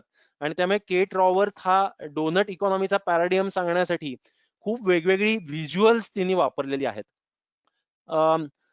आणि हे म्हणजे न्यू लिबरल स्टोरी जी इकॉनॉमिक्सची आता कन्व्हेन्शनल स्टोरी आहे आणि ज्याच्यामध्ये मार्केट आणि गव्हर्नमेंट या दोन गोष्टी सोडून आणि त्यात विशेष म्हणजे मार्केटच याला कसं प्रामुख्य आणि ज्याला वजन दिलेलं आहे आणि या house hold Commons society nature या सगळ्या गोष्टी कशा इरिलेव्हंट आहेत आणि सोडून दिलेल्या आहेत हे त्यांनी मांडलेलं आहे. ही स्टोरी केटवर्थ हे अल्टरनेटिव्ह पॅराडियम देऊन रिप्लेस करू पाहते आहे.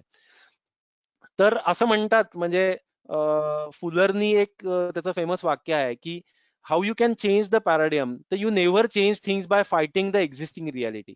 You change something by building a new model that makes the existing model absolute. म्हणजे हे कसं चुकीचं आहे म्हणण्याच्या ऐवजी आपली रेग मोठी करणं, म्हणजे दुसऱ्याची रेग छोटी करण्याच्या पेक्षा आपली रेग मोठी करणं आणि त्यातनं एक अल्टरनेटिव्ह मॉडेल निर्माण करणं आणि मग ते हळूहळू जुनं मॉडेल गळूनच जातं मग. तर हे फुलरनी म्हणलं आहे. आणि मग ह्याच्यापासून इन्स्पिरेशन घेऊन केट रॉवर्थ ही 7 स्टेप्स सांगते. आणि मग ती पहिल्यांदा त्यातली पहिली स्टेप जी आहे म्हणजे त्या डोनट इकॉनॉमिक्सच्या तिने 7 स्टेप्स मांडल्या आहेत आणि त्यातली पहिली स्टेप्स आहे चेंज द गोल. म्हणजे मुळात गोलच बदलला तर मग सगळ्याच गोष्टी बदलू शकतात. आणि मग आत्ताचा मॅक्सिमायझिंग जीडीपी हा जो गोल आहे त्यातनं actually meeting the human rights of every person within the means of our life giving किंवा विदिन द प्लॅनेटरी बाउंड्रीज असा गोल ती शिफ्ट सेट करते. आणि हा व्हिज्युअली कसा दिसतो, तर हे चित्र खूप इंटरेस्टिंग आहे आणि हे डोनटचं चित्र आहे. याच्यामध्ये तुम्ही जर आतलं सर्कल बघितलं तर ते सर्कल आहे बेसिक नीड्सचं. आणि याला आपण सस्टेनेबल डेव्हलपमेंट गोल्स सुद्धा म्हणू शकतो. म्हणजे सगळ्या माणसांच्या water, food, health, education, income and work, peace and justice, political voice, social equity, gender equality, housing, networking, energy ह्या गरजा भागणं सगळ्यांच्या. ही एक महत्वाची गोष्ट आहे आणि ही जर आपण नाही केली तर आपण सोशल इनइक्वॅलिटी क्रिएट करतोय आणि सोशल एक्सप्लॉयटेशन क्रिएट करतोय. तर हे सोशल एक्सप्लॉयटेशन होऊ नये म्हणजे ह्या मधल्या सर्कलमध्ये जी लोक आहेत ज्यांच्या ह्या गरजा भागल्या नाहीयेत तर त्या हे म्हणजे सोशल एक्सप्लॉयटेशन आहे. एक पद्धतीने. आणि ह्या मिनिमम गरजा ह्या भागल्याच पाहिजेत आणि त्याला ती सोशल फाउंडेशन म्हणते. आणि मग ह्या गरजा भागवताना आपण ह्या गरजा भागवतानासाठी निसर्गाकडनं आपण काय करतोय? तर मग आपण वेड्यासारखं एक्सप्लॉइट करतोय का? सगळ्या गोष्टी वापरतोय का? तर मग प्लॅनेटरी बाउंडरीज हे जोहान रॉकस्टॉम आणि त्याच्या टीमनी मांडलेलं एक मॉडेल आहे. आणि त्यांनी निसर्गातल्या रिसोर्सेसला 9 पॅरामीटर्स मध्ये डिव्हाइड केलं आहे. आणि त्याच्यामध्ये climate change, ozone layer depletion, air pollution, biodiversity loss, land conversion, fresh water withdrawal, nitrogen phosphorus loading, chemical pollution, ocean acidification, असे 9 पॅरामीटर्स वापरले आहेत. आणि ह्याची काही रेंज डिफाईन केली आहे. म्हणजे ह्या रेंजमध्ये आपण राहिलो तर आपण सेफ आहोत. आणि ही जर रेंज ओलांडली आपण त्या गोष्टींची तर आपण डेंजर झोन मध्ये आहोत. तर आपल्याला ह्या ग्रीन झोन मध्ये, म्हणजे हा जो डोनट केट रॉवत काढते, ह्या स्पेस मध्ये आपल्याला राहायचं आहे, ज्याला इकॉलॉजिकल सिलिंग सुद्धा आहे, सोशल फाउंडेशन सुद्धा आहे आणि ती इकॉलॉजिकली आणि सोशली जस्ट स्पेस आहे. या स्पेस मध्ये जर आपण इकॉनॉमी ठेवू शकलो तर that is the purpose, that is the goal of the donut economics. आता आपण कुठे आहोत आता? ही करंट स्टेट आहे. तर हे जे रेड झोन दिसत आहेत, तर आपल्याला ऑलरेडी असं दिसतंय की आपण climate change, nitrogen phosphorus loading, land conversion आणि बायोडायव्हर्सिटी लॉस याच्या आपण ऑलरेडी रेंजेस ओलांडलेल्या आहेत. आणि हे डेंजर झोन मध्ये आहोत आपण, ह्याच्यात कॉमन लँग्वेज मध्ये बोलायचं झालं तर. आणि हे काही काही चेंजेस हे नॉन लिनियर आहेत. म्हणजे ते एकदा घडून आले तर परत ते रिस्टोर होऊ शकत नाहीत. पण हे करताना आपण सोशल फाउंडेशन मध्ये ग्रीन झोन मध्ये आहोत का? तर नाही. मेजॉरिटी ही जी आपली सोसायटी आहे, ही जर तुम्ही बघितलं तर ह्याच्यात रेड झोन दिसतात. आणि फूड, वॉटर ह्या सगळ्यामधल्या ह्या आपल्या बऱ्याचशा सोसायटीच्या गरजा भागलेल्या नाहीयेत. आणि मग हा आपला एक इकॉलॉजी आणि इकॉनॉमिक्स मधला हा नेहमीचा एक वाद नेहमी चाललेला आपल्या नेहमी दिसत असतो. आणि मग काही लोक म्हणतात की सोशल जस्टिस नाही आणि तुम्हीला एन्व्हायरमेंटचं पडलेलं आहे. आणि काही लोक म्हणतात की अरे एन्व्हायरमेंटच नाही राहिलं तर तुम्ही कशाच्या आधारावर उभं राहणार आहात. तर आपल्याला ह्या सगळ्यांच्या गरजा अजून पूर्ण करायच्या आहेत आणि तरी आपण डेंजर झोन मध्ये आहोत. तर आपल्याला, आणि हे एक मोठं चॅलेंज आहे की ह्या गरजा पूर्ण करत आपल्याला परत इकॉलॉजिकल सिलिंग मध्ये यायचं आहे. आणि हे क्रिएटिव्ह कन्स्ट्रेंट खरं तर आपल्या, म्हणजे एक म्हणलं तर चॅलेंजही आहेत आणि संधी आहेत, जे लोक ही चॅलेंज घेऊ पाहतात.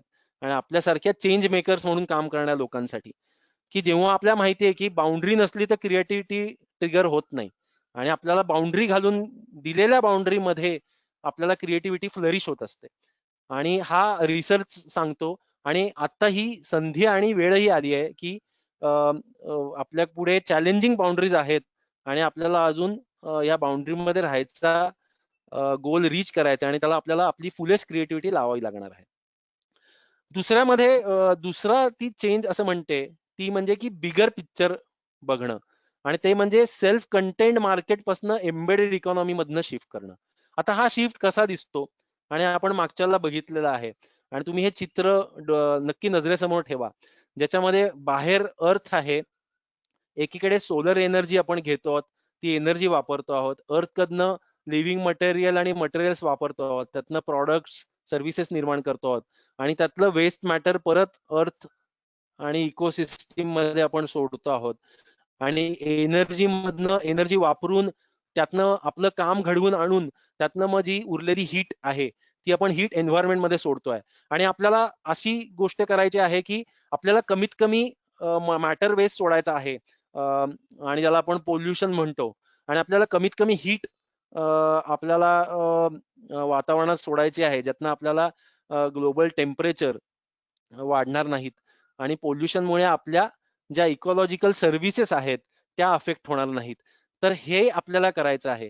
आणि ह्या सगळ्यामध्ये दोन महत्वाचे चेंजेस तुम्हाला दिसतील की मार्केट आणि स्टेट ह्याच्या व्यतिरिक्त हाऊसहोल्ड इकॉनॉमी आणि आपली ज्या फॅमिली आणि कम्युनिटी सिस्टीम्स असतात त्या, आणि कॉमन्स म्हणजे कम्युनिटी सिस्टीम्स, हे दोन महत्वाचे एलिमेंट केट रॉवर्थनी आणलेले आहेत. आणि त्यामुळे होणारी व्हॅल्यू जनरेशन ही सुद्धा तिने म्हणजे इकॉनॉमिक्सच्या परव्ह्यू मध्ये आणलेली आहे.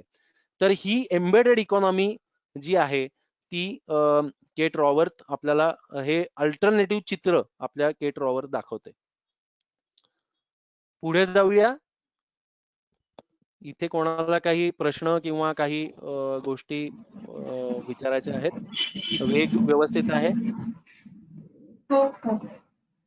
ओके.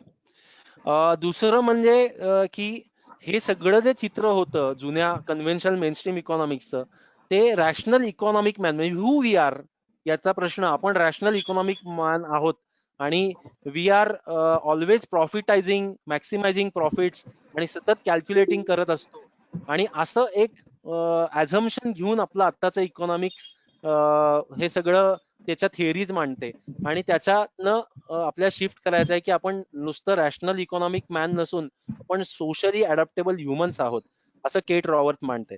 आणि इथे एकीकडे डावीकडचं जे चित्र आहे तो तो म्हणजे एक सतत प्रॉफिट मॅक्सिमायझिंग कॅल्क्युलेटिंग करणारा इकॉनॉमिक रॅशनलायझेशन ऑप्टिमायझेशन करत असलेला एक ह्युमन, आणि त्यातनं एक सोशल ह्युमन जो सोसायटीमध्ये राहतोय, अडॅप्टेबल आहे, एकमेकांच्या गरजा भागवत आहे आणि त्याप्रमाणे लवचिकता दाखवत आहे, असा असल्या ह्युमन. आणि हे केट रॉवर्थनी सांगण्याची गरज नाही, हे आपण सगळ्यांनी अनुभवलं आहे.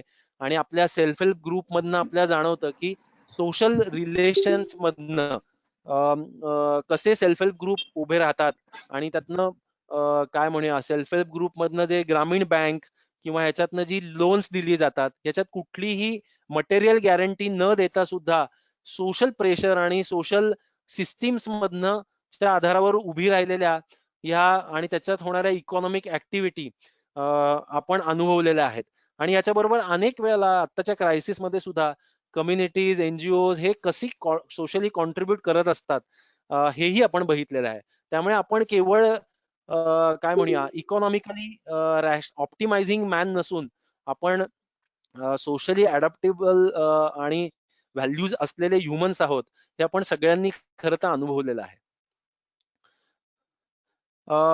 याच्यातला जो शिफ्ट आहे तो जो म्हणजे सेल्फ इंटरेस्टेड ह्युमन्स मधनं एक मिनिट, सोशली रेसिप्रोकेटिंग ह्युमन्स, त्यानंतर फिक्स प्रेफरन्स मधनं फ्लुइड व्हॅल्यूज असणारे ह्युमन्स, किंवा आयसोलेटेड पासून इंटरडिपेंडंट मध्ये करायचा प्रवास, कॅल्क्युलेटिंग मधनं अप्रॉक्सिमेटिंगचा प्रवास आहे, डॉमिनंट असण्याच्या ऐवजी आपण डिपेंडंट आहोत, आणि वर्क लव्हिंगच्या बरोबर आपण पर्पज सिकिंग आहोत, वर्क हेटिंग नाही, म्हणजे फक्त आता काय पैसे पगार आहेत म्हणून काम करावं लागतं असं आपण अज्युम करतो. आणि मग काय ते नेहमीच आपलं कन्व्हेन्शनल जे मॉडेल्स असतात की स्टिक अँड कॅरट, ही मॉडेल्सच सतत वापरली जातात. आणि त्याच्या पलीकडे पर्पज सिकिंग ह्युमन्स आपण आहोत. आणि त्याच्यामध्ये आपण जर आपली पर्पजची क्लॅरिटी असली तर बियॉन्ड कॅरट्स माणसं काम करू शकतात. आणि हे आपण अनेक ठिकाणी आणि प्रबोधिनीमध्ये तर आपण हे अनेक वेळा अनुभवलेलं आहे की पर्पज सिकिंग मधनं आपण कसं एफिशियंटली काम करू शकतो. तर मला असं वाटतं की हा जो शिफ्ट आहे म्हणजे वी आर सोशली अडॅप्टेबल ह्युमन्स, म्हणजे ह्या डावीकडच्या बाजूकडनं उजवीकडच्या बाजूकडे आपल्याला ट्रान्झिशन करायचं आहे, किंवा आपण ऑलरेडी करतो आहोत आणि त्याच्या अनेक केसेस आपल्याला किंवा केस स्टडीज आपल्याला व्हिजिबल आहेत. दुसरी एक इकॉनॉमिक्स मधली एक नेहमीची ही असते की इकॉनॉमिस्ट हे फिजिक्सच्या जवळ जाण्याचा प्रयत्न करतात आणि इंजिनिअरिंग इकॉनॉमिक्स असतं, म्हणजे ते तर त्या मेकॅनिकल इक्विलिब्रियम कडनं डायनामिक कॉम्प्लेक्सिटी कडे जायला केट रॉवर्थ आपल्याला सांगते. आणि ती म्हणते की आपण नेहमीचं जे फिक्सेटेड डिमांड सप्लायचे मॉडेल बघतो आणि हे जणू काही दोन कर्व्ह आहेत आणि ते स्टेडी आहेत आणि त्याचं इक्विलिब्रियम मीट होतं, तर अशी रियालिटी कधीच असत नाही. आणि मार्केटमध्ये आपण बघतो तर अनेक डायनॅमिक सायकल्स आणि लूप्स प्ले करत असतात. आणि त्याच्यासाठी मग आपल्याला ती छान चित्र दाखवते की जो मॉडर्न टाइम्स मधला चार्ली चॅपलिन आहे की इंजिनिअरिंग इकॉनॉमिक्स म्हणजे फक्त नटबोल्ट पिळणारा आणि तसं करत राहणारा असा जो माणूस आहे, त्यातनं बेसिकली ती सांगते की आपल्याला अशा मेकॅनिस्ट अप्रोच पेक्षा आपल्याला फूड ग्रो करणारा असा अप्रोच आहे. किंवा गार्डनिंग करणारा असा अप्रोच घ्यावा लागणार आहे. आणि याच्यात डावीकडे तुम्हाला जे चित्र दिसतं तो मेकॅनिस्टिक व्ह्यू आहे, ज्याच्यामध्ये काही नाही, मी ऑप्टिमाइज जास्तीत जास्त नटबोल्ट किती पिळतो. आणि मग ते चार्ली चॅप्लिननी जे विडंबन केलेलं आहे की त्याला स्वप्नात सुद्धा नटबोल्ट आणि झोपेत सुद्धा नटबोल्ट तो पिळत बसतो. तर तिथे पूर्ण सेन्सेस हरवून फक्त मेकॅनिकल ऍक्टिव्हिटी करायची आहे अशी, आणि मग ऑटोमॅटिकली मार्केट ते गोष्टी ऑप्टिमाइज करेल आणि इक्विलिब्रियम मॅच करेल. असं न बघता झाडांना पाणी घालणारा जो गार्डनर आहे त्याला सतत सेन्स करावं लागतात गोष्टी, की अरे हे झाड कोमेजलेलं आहे, ही तुळस आहे तर हिची पाण्याची गरज जास्ती असते तर हिला जास्ती पाणी घालूया. हे काय बाबा निवडुंगा आहे तर ह्याला कमी पाणी सुद्धा चालणार आहे. तर त्याला सतत ऑन हिज टोज असावं लागतं आणि त्याला सेन्स करावं लागतात गोष्टी, आणि त्याप्रमाणे त्याला इकॉनॉमी ऍडजस्ट करावी लागते. तर इकॉनॉमिक मधनं एक फिक्सेटेड मेकॅनिस्टिक व्ह्यू मधनं ऍक्च्युली सेन्सिंग आणि अडॅप्टिंग असा जो गार्डनरचा व्ह्यू आहे तो घेण्याची गरज आहे, असा तो शिफ्ट सांगते ती. नंतर दुसरं आपल्याकडे जे नेहमीचं मॉडेल वापरलं जातं ते म्हणजे की काय, ट्रिकल डाऊन इफेक्ट. म्हणजे काळजी करू नका, आत्ताची डिस्पॅरिटी कमी होईल, ती म्हणजे ग्रोथ ही तो एक नेहमीचा जो कर्व आहे, म्हणजे की तो म्हणजे दाखवला जातो की इव्हेंच्युअली इट इव्हन्स आउट. आणि पहिल्यांदा ग्रोथ होते आणि डिस्पॅरिटी वाढत जाईल, पण नंतर नंतर ती कमी होत जाईल. तर ह्याच्यातनं आता आपल्याला बाहेर पडायला पाहिजे, कारण डिस्पॅरिटी आपल्याला कमी होताना दिसत नाही आणि दिवसेंदिवस ती वाढतच आहे. तर ह्याच्यातनं आपण can we be distributive by design असं आपण करू शकतो का? आणि मग ह्याचं जे चित्र मांडलेलं आहे, हा आपल्याला परिचयाचं चित्र आहे, की नेहमी असं म्हणलं जातं की पहिल्यांदा हा कर्व वर जाईल आणि मग नंतर परत तो खाली येईल. इनइक्वालिटीचा जशी जशी ग्रोथ वाढत जाईल तसे तसं, पण ते कधीच होताना दिसत नाहीये. आणि पिकेटी आणि या सगळ्यांनी मांडलेलं आहे की कशी डिस्पॅरिटी ओव्हर द पिरियड वाढतच चालली आहे. आणि मग आपल्याला डिस्ट्रीब्युटिव्ह बाय डिझाईन होता येईल का? म्हणजे अनेक वेळा आपल्याला हेही मॉडेल दिसतं की आधी प्रचंड प्रॉफिट कमवायचा आणि मग नंतर आपल्याला सीएसआरच्या सीएसआर तर आत्ता आलेला आहे, पण त्याच्या माध्यमातून मग नंतर चॅरिटी करायची. पण हे असं करायची गरज आहे का? आपण डिझाईननीच डिस्ट्रीब्युटिव्ह होऊ शकतो का? आणि मग त्याचे काय काय मार्ग असू शकतात? तर ते ती असं म्हणते की हेल्थ आणि एज्युकेशन हे सगळ्यांना अवेलेबल आहे. म्हणजे वेल्थ जनरेशनचे जे सोर्सेस आहेत महत्वाचे, जे आपण मगाशी थोडे बघितले, तर ते सगळ्यांना अवेलेबल आहे. असं जर आपण करू शकलो. मुळात मला एज्युकेशनच मिळालं नाही तर मी कसं काय वेल्थ जनरेशन करणार आणि त्या प्रक्रियेचा भाग कसा घेणार? त्या वेल्थ क्रिएशनचा पाय जो आहे तो मला त्याचा तुकडा कसा मिळणार? किंवा लँड आणि हाऊसिंग हे बेसिकच मला मिळालं नाही, तर मला नॅचरल रिसोर्सेस काही नसले, तर मी कसं उभं राहणार त्याच्यातनं? किंवा एंटरप्राइज, म्हणजे एंटरप्राइजसाठी ज्या ज्या गोष्टी अवेलेबल असतात, त्या सगळ्या गोष्टी मला त्याचा ऍक्सेस, कॅपिटल, चीप कॅपिटल, मला मार्केटचा ऍक्सेस मिळणं, कॅपिटलचा ऍक्सेस मिळणं, हे कसं काय करू शकणार? मनी क्रिएशनची प्रोसेस सुद्धा खूप सेंट्रलाइज आहे. आणि मग जे लोक त्या प्रोसेसच्या जवळ असतात, हे मागच्या वेळेला आपण मनी आणि इकॉनॉमी आणि इकॉलॉजी मधले कॉन्फ्लिक्ट बघितले, त्यात बघितलं की जे त्या प्रोसेसच्या जवळ असतात त्यांनाच मनीचा जास्तीत जास्त, म्हणजे तळ राखील तो पाणी चाखील असं जे असतं, की तळ्यापासून तुम्ही जसे लांब जाता तसं असं पाण्याचा शेर तुमच्यापर्यंत पोहोचत नाही. आणि निसर्गातही दिसतं की लँडलॉक ठिकाणी ऍक्च्युली मग आपल्याला म्हणजे पाणी मिळत नाही. आणि मग हे निसर्गाबाबतीत ठीक आहे, त्याला आपण काही नाही करू शकत किंवा आपण करतो पाण्याच्या सिस्टीम्स करून वेगवेगळ्या.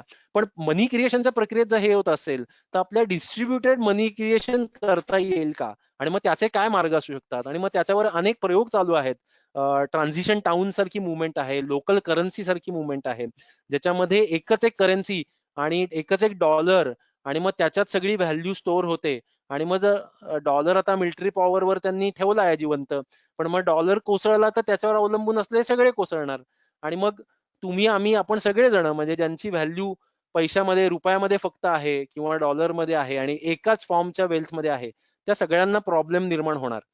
तर ह्या मनी क्रिएशन कडनं ची डिसेंट्रलायझेशन असू शकतं का? आणि मग त्याच्यात अल्टरनेटिव्ह करन्सीज चे प्रयोग चालू आहेत. तसेच आयडियाज आणि टेक्नॉलॉजी, म्हणजे एकीकडे प्रॉपर्टी राईट्स आणि टेक्नॉलॉजिकल राईट्स घेणं आणि पेटंट्स घेणं, याच्याकडनं क्रिएटिव्ह कॉमन्स, आणि ज्याच्यातनं म्हणजे विकी, पीडिया किंवा ह्याच्यातल्या मुवमेंट्स आहेत, की तुम्ही टेक्नॉलॉजी म्हणजे क्रिएट करताय आणि ती शेअर करताय आणि मग त्याच्यावर लोक बिल्ड करतायत. म्हणजे लायनेक्सचं नेटवर्क आहे किंवा विकी ही एक मोठी त्याच्यातली मुवमेंट आहे. तर अशा मुवमेंट मधनं तुम्ही बेसिकली डिस्ट्रीब्युटिव्ह बाय डिझाईनच, म्हणजे मी क्रिएट करतानाच माझं क्रिएटिव्ह कॉमन्सचं लायसन्स आहे आणि ते सगळे वापरू शकतात. त्याची नवीन झालेली व्हर्जन ते इतरांना शेअर करू शकतात. तर अशा प्रक्रिया आता सुरू झाल्या आहेत आणि ह्याची आपल्याला गरज आहे. बघा, आपण जे मगासचा जो पाय बघितला त्याच्यामध्ये आपल्याला रिसोर्सेसचा आपण ऑलरेडी लिमिट ओलांडली आहेत आणि आपल्याला अजून अनेक लोकांच्या गरजा भागवायच्या आहेत. तर आपण जर आत्ताच्याच पद्धतीने गेलो तर आपल्याला जास्तीत जास्त रिसोर्स लागतील. असंच कॉम्पिट करत राहिलो तर कॉम्पिटिशन मध्ये जास्ती रिसोर्स लागतात. कारण सगळेजण एकमेकांशी कॉम्पिट करत असतात, त्याच्यात शेअरिंग होत नाही, कॅपिटल सगळ्यांना नवीन लागतं, एकमेकांचे पासन सिक्रेट ठेवले जातात सगळे शोध, त्यामुळे प्रत्येक जण नव्याने शोधत असतो. आता ह्या प्रक्रिया करून आपल्याला चालणार नाही, कारण आपल्याला प्रचंड रिसोर्सेस आपले वेस्ट होणार आहेत आणि आपल्याला सगळ्यांच्या गरजा मेजॉरिटी पॉप्युलेशनच्या भागवायच्या आहेत आतल्या डोनेट मधल्या. मग आपल्याला काय करायला पाहिजे, तर आपल्याला शेअरिंग मधनं येणारा अबंडन्स हा आपल्याला टॅप करायला हवा आणि तो जोपर्यंत आपण टॅप करत नाही तोपर्यंत आपण प्लॅनेटरी बाउंड्रीज किंवा इकॉलॉजिकल बाउंड्रीजला आपण म्हणजे रेड झोन मधनं ग्रीन झोन मधनं आणता येणार नाही आणि त्याबरोबर रेड झोन मध्ये असलेल्या आपल्या बांधवांना आपल्याला ग्रीन झोन मधनं घेऊन जाता येणार नाही. त्यामुळे हे distributive design, distributive by design, म्हणजे डिझाईन मध्येच डिस्ट्रीब्युशन असेल हे आपल्याला करायला लागेल. कारण वेल्थ क्रिएशन मधनं डिस्ट्रीब्युशन पुढे होताना आपल्याला दिसत नाही आणि त्याच्यातली डिस्पॅरिटी वाढतानाच दिसते आहे आणि हा पॉइंट केट रॉबर्थनी खूप चांगल्या पद्धतीने मांडलेला आहे. याच्यातनं दुसरी आणखीन ती मांडते की आता ह्या सगळ्यामधला जो वेस्टचा प्रॉब्लेम आपल्याला आढळतो की ह्याच्यामध्ये पोल्युशनचा प्रॉब्लेम आहे आणि ग्लोबल वॉर्मिंगचा प्रॉब्लेम आहे. तर ह्याच्यामध्ये सुद्धा असं म्हणलं तर growth will clean it up finally, आणि त्याच्याऐवजी ती म्हणते की रिजनरेटिव्ह बाय डिझाईन. आता ग्रोथ झाल्यावर नंतर क्लिनिंग होईल असं नाही आणि ग्रोथ झाल्यानंतर मग आपण रेग्युलेशन आणू आणि मग त्यानंतर रेग्युलेट करू गोष्टी, आणि हे नाही होत आहे. ऍक्च्युली जे ग्रो होत आहेत ते त्यांची मसल पॉवर, मनी पॉवर, लिगल पॉवर हे सगळ्या गोष्टी वापरून हे जास्तीत जास्त एक्सप्लॉइट करतायत आणि आपल्या बेसिकली गव्हर्नमेंट सिस्टीम्स आणि रेग्युलेटिंग सिस्टीम या वीक पडतायत. कारण सगळं प्रॉफिट मेकिंग हे मार्केटनी करायचं आणि इंडस्ट्रीनी करायचं आणि गव्हर्नमेंटनी फक्त रेग्युलेट करायचं, आणि गव्हर्नमेंटचाही रोल आहे अर्थात गव्हर्नमेंटमध्ये असलेलं करप्शन यातनं किंवा अति जाचक लॉ निर्माण करणं, आणि त्यामुळे मग तसंही लाच द्यावीच लागतीये आणि मग कशाला रूल्स पाळायचे. म्हणजे ह्याचं एक खूप चांगलं उदाहरण मला द्यावंसं वाटतं की अनेक वेळेला इफ्लुएंट प्रोसेसिंगचे जे लॉज असतात, तर मी असंच काही माझ्या इंडस्ट्रीतल्या मिस्टरांशी बोलत होतो, तर ते म्हणले अरे ते लॉज इतके अवघड आहेत की ते आपण त्यांनी जी गव्हर्नमेंटनी जी स्टँडर्ड्स केली आहेत ती आपण मीटच नाही करू शकत. आणि मग एनिवे इन्स्पेक्टर येणार आहे आणि मग तो तुम्हाला लॉ मीट नाही केल्याबद्दल तुम्हाला पैसे मोजायलाच लावणार आहे. तर मग ती सगळी यंत्रणात कॉस्ट कशाला घालवायची, आणि मग तसेही पैसे चारायचे तर मग एफ्लुएंट ट्रीटमेंट कशाला लावायची. त्यामुळे जे अचिवेबल आहे ते अचीव न करता काहीतरी अनाठायी अशक्य अचिव्ह होईल अशा काही नॉर्म्स सेट करायचे आणि मग त्यातनं करप्शनच्या जागा ठेवायच्या, असेही काही पद्धती असतात. आणि मग त्यातनं सुद्धा आपण म्हणजे पोल्युशनचा प्रॉब्लेम किंवा एक्सटर्नॅलिटीज आणि नॅचरल रिसोर्सेस वरच्या लोड हा वाढत जातो आणि मग त्यातनं ही जी रिजनरेटिव्ह कॅपॅसिटी अर्थची आहे ही अफेक्ट व्हायला लागते. तर ह्याच्याकडे आपल्याला रिजनरेटिव्ह बाय डिझाईन, म्हणजे आपण प्रॉडक्ट डिझाईन मध्येच या सगळ्या गोष्टी करू शकू का, प्रत्येक लेवलला आपल्याला प्रत्येक लेवलची व्हॅल्यू टॅप करता येईल का. म्हणजे निसर्गामध्ये जसं आपल्याला दिसतं की झाड वाढतं, त्याला फळं येतात, मग ती फळं मॅच्युअर होतात, मग ती आपण खातो, मग ती मॅच्युअरच्या पुढे जर ती गेली तर ती डिजनरेट होतात, पण त्याचं कॉम्पोस्ट होतं आणि परत सॉइलला जातं आणि सॉइल फर्टिलिटी वाढते. तर प्रत्येक स्टेप मध्ये आपण व्हॅल्यू टॅप केली असते आणि त्यामुळे निसर्गामध्ये पोल्युशन ऍज सच दिसत नाही, कारण त्यांचं सायक्लिक हे आहे, म्हणजे एकाचं आउटपुट हे दुसऱ्याचं इनपुट आहे आणि नथिंग इज वेस्ट. तर आपल्याला बायोमिमिक्री किंवा ह्या गोष्टीतनं आपल्याला अशी डिझाईन्स करता येतील का की एकाचं आउटपुट हे दुसऱ्याचं इनपुट आहे आणि वेस्ट हे मिनिमल आहे. म्हणजे प्रत्येक मटेरियल गोष्टीतलं सुद्धा मॅक्झिमायझिंग पोटेन्शियल आपल्याला बघता येईल. आणि मागच्या वेळेला आपण जी केस स्टडी बघितली होती ज्याच्यामध्ये आपण वेस्ट न बघता कॉम्पोस्ट आणि फूड चेन असा एक पर्याय त्याच्यातला बघितला होता. आणि असे अनेक वेगवेगळ्या ठिकाणचे पर्याय आपल्याला घेता येतात का आणि ज्याची उदाहरणं अजूनही आत्ताही आहेत. अनेक अशा इंडस्ट्रीज आहेत की ज्या अशा प्रकारच्या, अर्थात अनेक म्हणजे मी म्हणतो फ्रिंज केसेस आहेत, त्या मेजॉरिटी नाही आहेत, पण ज्याच्यामध्ये त्यांचे जुने प्रॉडक्ट्स ते परत घेतात आणि ते रिसायकल करतात आणि त्यांचे प्रॉडक्ट्स हे टिकाऊच असतात आणि म्हणजे ते अनेक वेळेला पिढ्या वापरू शकतात पुढच्या.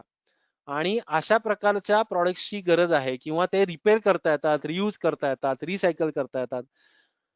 ग्रोथ साठी जे आपण रियूज जवळजवळ ऍब्सोल्यूट केलं होतं बाय डिझाईन, की नाही ग्रोथ व्हायचं आहे तर काय, मग चिपचा साईजच बदलला. म्हणजे बऱ्याच वेळा आपल्याला दिसतं की वॉशिंग मध्ये अहो नाही तो कॉम्पोनंटच अख्खा बदलावा लागेल.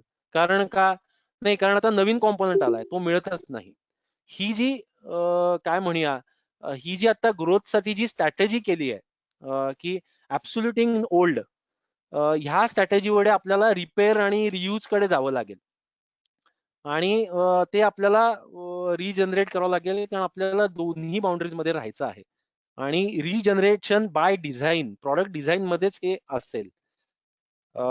हे आपलं ही ती 6वी स्टेप ती सजेस्ट करते. आणि 7वी स्टेप ती म्हणते की rather than growth addiction you rather than becoming growth addicted you become growth agnostic. आणि ग्रोथ ऍडिक्टेडचा ती कर्व दाखवते की त्याच्याऐवजी ग्रोथ काय होते, तुम्हाला ह्या बाउंड्रीज मध्ये राहायचंय.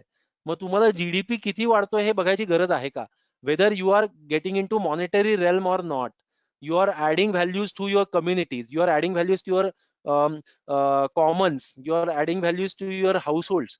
आणि ह्यातनं सुद्धा बेसिकली ह्यातनं सुद्धा व्हॅल्यू ऍडिशन होऊ शकते आणि त्यातनं सुद्धा आपण सगळ्यांच्या गरजा भागवू शकतो असं मॉडेल ती मानते. आणि त्यामुळे ग्रोथ ऍडिक्शनच्या ऐवजी ग्रोथ ऍग्नॉस्टिक होणं असं चित्र ती मांडते. आणि मग हे जे चित्र आहे की 20th सेंचुरीच्या इकॉनॉमिक्स मध्ये हे सगळं जे चित्र आहे की मनीची सायकल आहे, तो रॅशनल इकॉनॉमिक्स ह्युमन आहे, ग्रोथ ऍडिक्शन आहे, मेकॅनिस्टिक व्ह्यू आहे, ट्रिकलिंग डाऊन इफेक्ट आहे आणि पोल्युशन सुद्धा ओव्हरऑल ग्रोथ मधनच नंतर पोल्युशनचा प्रॉब्लेम सॉल्व्ह होईल. ह्या सगळ्या व्ह्यूला 20th सेंचुरीच्या इकॉनॉमिक व्ह्यूला ती 21st सेंचुरी इकॉनॉमिक्सने रिप्लेस करते. आणि ज्याच्यामध्ये डोनट सिस्टीमचा गोल तिने दिलेला आहे.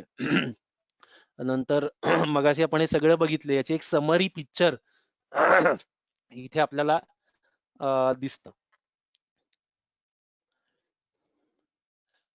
आणि मग ती काय म्हणते की इकॉनॉमिक्सला आपण कसं बदलूया. तर याच्यामध्ये ती असं म्हणते की आता अर्थकडे आपण लाईफ गिव्हिंग आहे system, it's a mother earth, आणि so we should respect and give back to her. आणि त्याच्या म्हणजे नुसतं तिच्याकडनं घ्यायचं नाही तर तिला परत द्यायचं, अशी आपण याच्यासाठी ऍक्टिव्हिटी करूया. सोसायटी ही फाउंडेशनल आहे, त्यातली रिलेशन्स आपण कल्चर करूया. आणि म्हणजे आपण जो राष्ट्रीय एकात्मता हे म्हणतो आणि त्यातनं जे व्हॅल्यू ऍडिशन म्हणतो, आणि आपण आता पाणी म्हणजे पाणी फाउंडेशनचा वॉटर कप आहे, त्याच्यामध्ये आपण बघितलेलं आहे अनेक केसेसमध्ये की कॉम्पिटिशन आणि कॉपरेशनचं युनिक एक्झाम्पल दिसत आहेत. आणि मग कम्युनिटी ह्याच्यातनं ते काम झालेलं आहे. किंवा आपल्या आपल्या प्रत्येक पाण्याच्या प्रोजेक्ट मध्ये आपण कम्युनिटीचा सपोर्ट शेअर काय, गाव काय करणार, श्रमदानातनं काय होणार, हेही आपण बघत असतो. या सोसायटी मधल्या रिलेशनशिप मधनं काय ऍक्च्युली कॉन्ट्रीब्युट केलं जाऊ शकतंय. हाऊस होल्ड्स मधनं जे व्हॅल्यू ऍडिशन आहे की हाऊसहोल्ड मधनं होणारं एज्युकेशन आहे, त्यातनं होणारे संस्कार आहेत, त्यातनं फॅमिली व्हॅल्यूज ज्या होणार आहेत, त्यातनं जी सिस्टीम आहे की जी म्हणजे फूड सिस्टीम आहे, तर प्रत्येक माणसाच्या त्याची तब्येत वेगळी आहे आपल्याकडे म्हणलं जातं आणि प्रत्येकाच्या गरजा वेगळ्या आहेत. मग त्याचं न्यूट्रिशनला हॉटेल सबस्टिट्यूट करू शकणार आहे का, नाही. त्याला ट्यून करायला तुमच्या घरी आई सगळ्यांना, सगळ्यांच्या प्रकृतीला आजारी माणसांना त्यांच्याप्रमाणे, कोणाची काही पथ्याचं असेल तर त्याप्रमाणे हे ट्युनिंग होऊ शकतं. हे मार्केटमध्ये शक्य नाहीये हे फाईन ट्युनिंग, हे हाऊसहोल्ड मध्येच शक्य आहे. तर ही व्हॅल्यू सुद्धा हाऊसहोल्ड मधनं जनरेट होऊ शकते आणि त्याला आता महत्व येईल किंवा आपल्याला द्यायला पाहिजे. मार्केट हे सुद्धा पॉवरफुल आहे. ते जर सगळीकडे कनेक्टेड असेल. आपण आता आणि हे सगळं आपण आता कोविडच्या काळामध्ये आपण एक्सपिरियन्स केलेलं आहे, की ह्याच्या व्हॅल्यूज आपण बऱ्यापैकी अनुभवलेल्या आहेत. म्हणजे हाऊसहोल्डच्या काय व्हॅल्यू आहेत आपण अनुभवलं आहे. ज्यांचं हॉटेलवर डिपेंडन्स असेल त्या सगळ्यांना घरी बसून करावं लागणार आहे. अर्थात काही लोकांनी मार्केट सुद्धा चांगल्या पद्धतीने टॅप केलं. आपल्याकडे आपले जर अनुभव बघितले प्रबोधिनीमध्ये जे विकसननी केलेले आहे, की घरापर्यंत प्रॉडक्ट्स पोहोचवले आणि मग रादर दॅन लोक दुकानामध्ये एकत्र जमतायत त्याच्याऐवजी असे मार्केट डेव्हलप केले की लोकांपर्यंत आपण प्रॉडक्ट घेऊन जाऊ आणि पुरेशी फिजिकल डिस्टन्स आणि पुरेसे काळजी घेऊन ते करू शकू. तर अशा गोष्टी आपल्याला मार्केटला कनेक्ट करणं आणि त्यातले अडथळे घालवणं आणि जे आपल्याला आता डिजिटल इकॉनॉमी मध्ये शक्य होणार आहे आणि कदाचित मोबाईल इकॉनॉमी मधनंही शक्य होणार आहे. तर त्यातनं आपल्याला हे मार्केट मधल्या काय म्हणूया कनेक्शन्स कशी रिस्टोर करता येतील हे आपल्याला बघायला पाहिजे. कॉमन्स आपण बघितलं की कोणते कोणते जे आपले म्हणजे कॉमन वेल्थ आहेत त्या कशा रिस्टोर करता येतील आणि स्टेटला सुद्धा एम्पॉवर करणं, त्याचे रेग्युलेटरी गोष्टी एम्पॉवर करणं हे लक्षात घ्यायला पाहिजे आपण की जेव्हा आपण असं म्हणतो की इंडिव्हिज्युअलिस्टिक अप्रोच घेतो किंवा मी माझं आणि तू तुझं आणि आपण बघून घेऊ आणि सगळे एकमेक म्हणजे स्वतःच्या प्रॉफिट मॅक्सिमायझेशन साठी काम करणं आणि मग त्यातनं आपोआप मार्केट कंट्रोल करेल.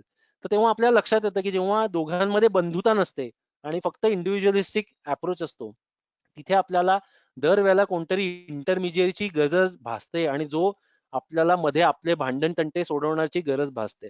त्यामुळे जेव्हा आपण न्यूलिबरलिस्टिक अप्रोच घेतो आणि इंडिव्हिज्युअलिस्टिक अप्रोच घेतो त्याच्यामध्ये आपल्याला गव्हर्नमेंटची गरज आणि रेग्युलेशनची गरज वाढायला लागते ऍक्च्युली. जर आपण बंधुता आणली तर मग आपल्याला हळूहळू ऑटोमॅटिक तो रोल रेग्युलेटरचा कमी होतो आणि स्टेटला सुद्धा आपल्याला अकाउंटेबल बनवायचंय. ट्रान्सपरन्सी, अकाउंटेबिलिटी आणि पब्लिक पार्टिसिपेशन टॅप ही जी सिस्टीम म्हणते ती आपल्याला गव्हर्नमेंट फंक्शनिंग मध्ये आणावी लागणार आहे आणि त्याचा प्रवास आपल्याला ह्या 21st सेंचुरी इकॉनॉमिक्स मध्ये करावा लागणार आहे.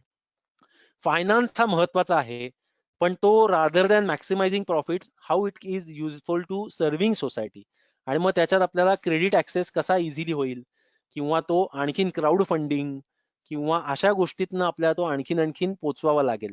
आणि आपल्या केसमध्ये आपल्याला तो कसा म्हणजे बँकिंग न्यायचं आहे बँक्स नाही ह्या मधनं आपल्याला हळूहळू तो कसा जास्तीत जास्त तळागाळाच्या लोकांपर्यंत पोहोचवता येईल हे बघावं लागणार आहे.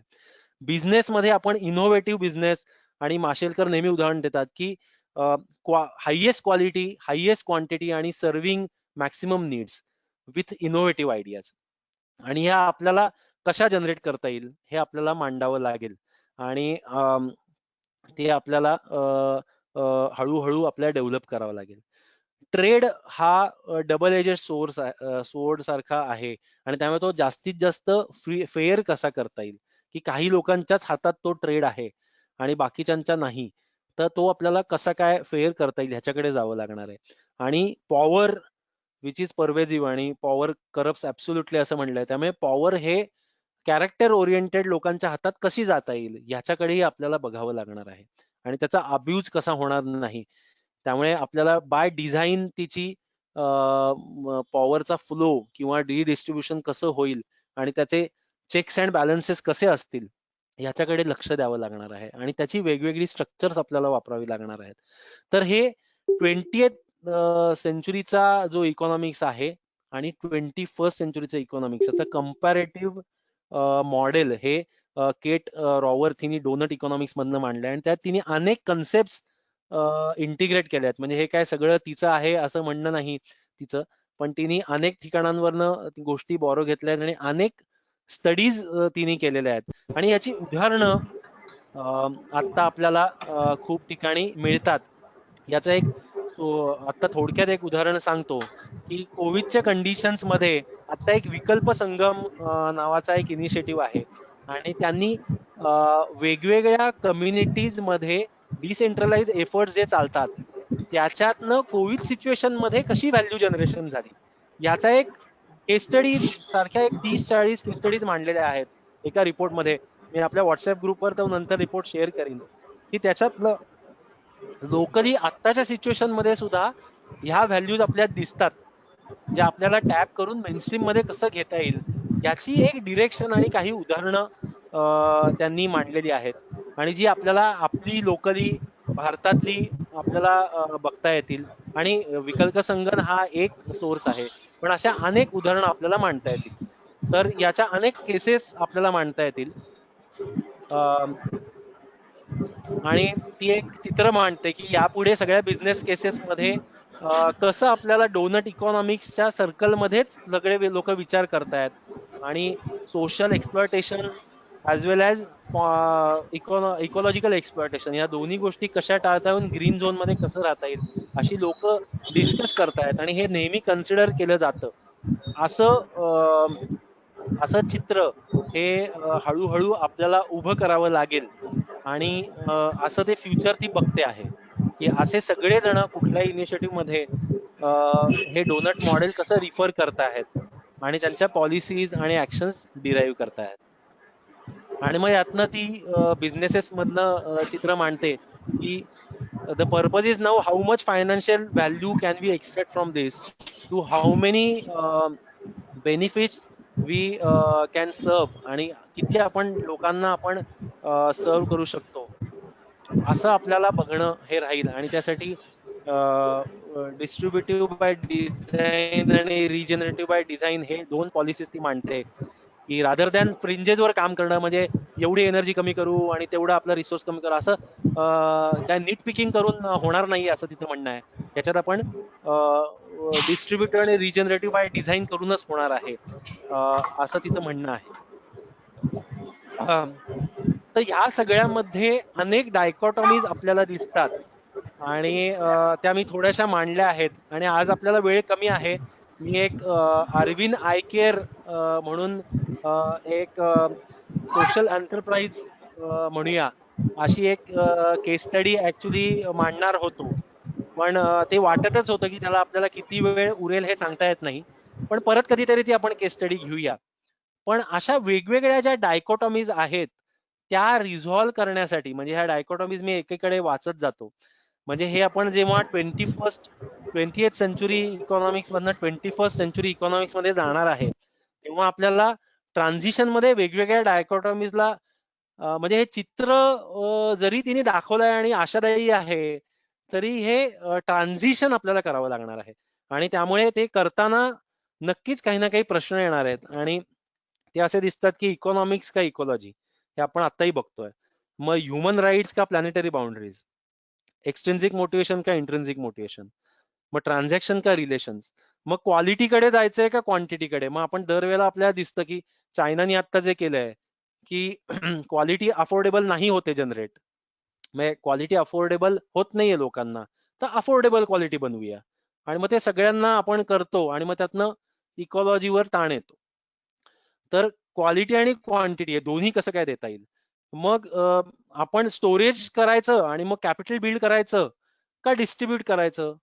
आणि मग आपल्याला नेहमी प्रश्न पडतो की मग मोठे रिसर्चेस आहेत आणि हे सगळ्याला हे कॅपिटल लागतंच आणि मग कॅपिटल इंटेन्सिव्ह झाल्याशिवाय ते रिसर्च नाही करता येणार. आणि मग डिस्ट्रीब्यूट करत बसलं तर हे आपल्याला आपलं पोटेन्शियल बिल्ड करता येईल का. आणि मग असे सगळे प्रश्न आपल्या मनात उपस्थित होतात हे सगळं ट्रान्झिशन करताना. आणि हे प्रश्न मग आपल्याला सोडवावे लागणार आहेत, ते फेस करावे लागणार आहेत. मग त्यातलं आपल्या नेहमीचे म्हणजे असतातच की फ्रीडम का इक्विटी, म्हणजे स्वातंत्र्य का समता. आणि मग हे दोन्ही कसं म्हणजे असं जाणवत जातं की खऱ्या स्वातंत्र्याशिवाय समता होऊ शकत नाही आणि खऱ्या समतेशिवाय स्वातंत्र्य असू शकत नाही.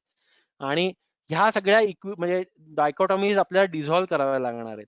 प्रॉफिट वर्सेस सर्व्हिस, म्हणजे प्रॉफिट पाहिजे का प्रॉफिट करून सो आपण सर्व करू शकतो आणि आपण प्रॉफिट परत सर्व्हिस मध्ये कसा आणू शकतो. आणि मग त्याच्यामध्ये आपल्याला मोहम्मद युनुस आणि याचं जे सोशल एंटरप्राइजेसचं मॉडेल हे आपल्याला दिसतं की याच्यात दोन्ही कसं करता येऊ शकतं.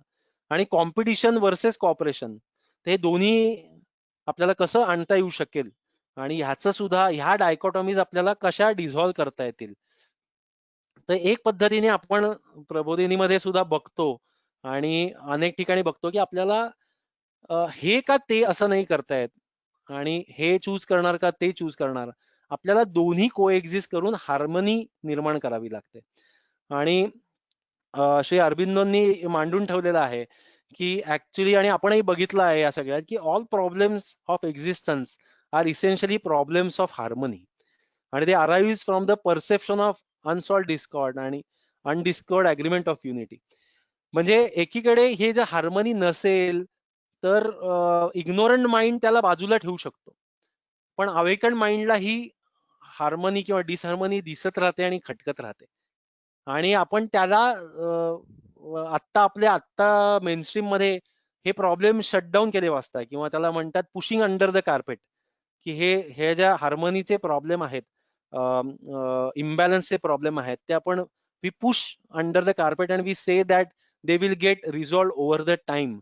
पण आपल्याला अवेकन माइंडला किंवा ह्यांना ते ऍक्सेप्टेबल होणार नाहीये. आणि मला आता कुठेतरी असं वाटतं की ही जी कोविडची सिच्युएशन आहे, ही आपल्याला एकीकडे आपल्याला ह्याच्याकडे नेते आहे का, की आतापर्यंत ज्या गोष्टी तुम्ही पुश करत होता, म्हणजे मागच्याला मी म्हणलं की आपल्याला जाणवत आहे आता कोविडनी काय केलंय, तर इतकं फिजिकल डिस्टन्सिंग आपल्याला ठेवावं लागतंय आणि त्यासाठी एवढे एफर्ट्स करावे लागतात.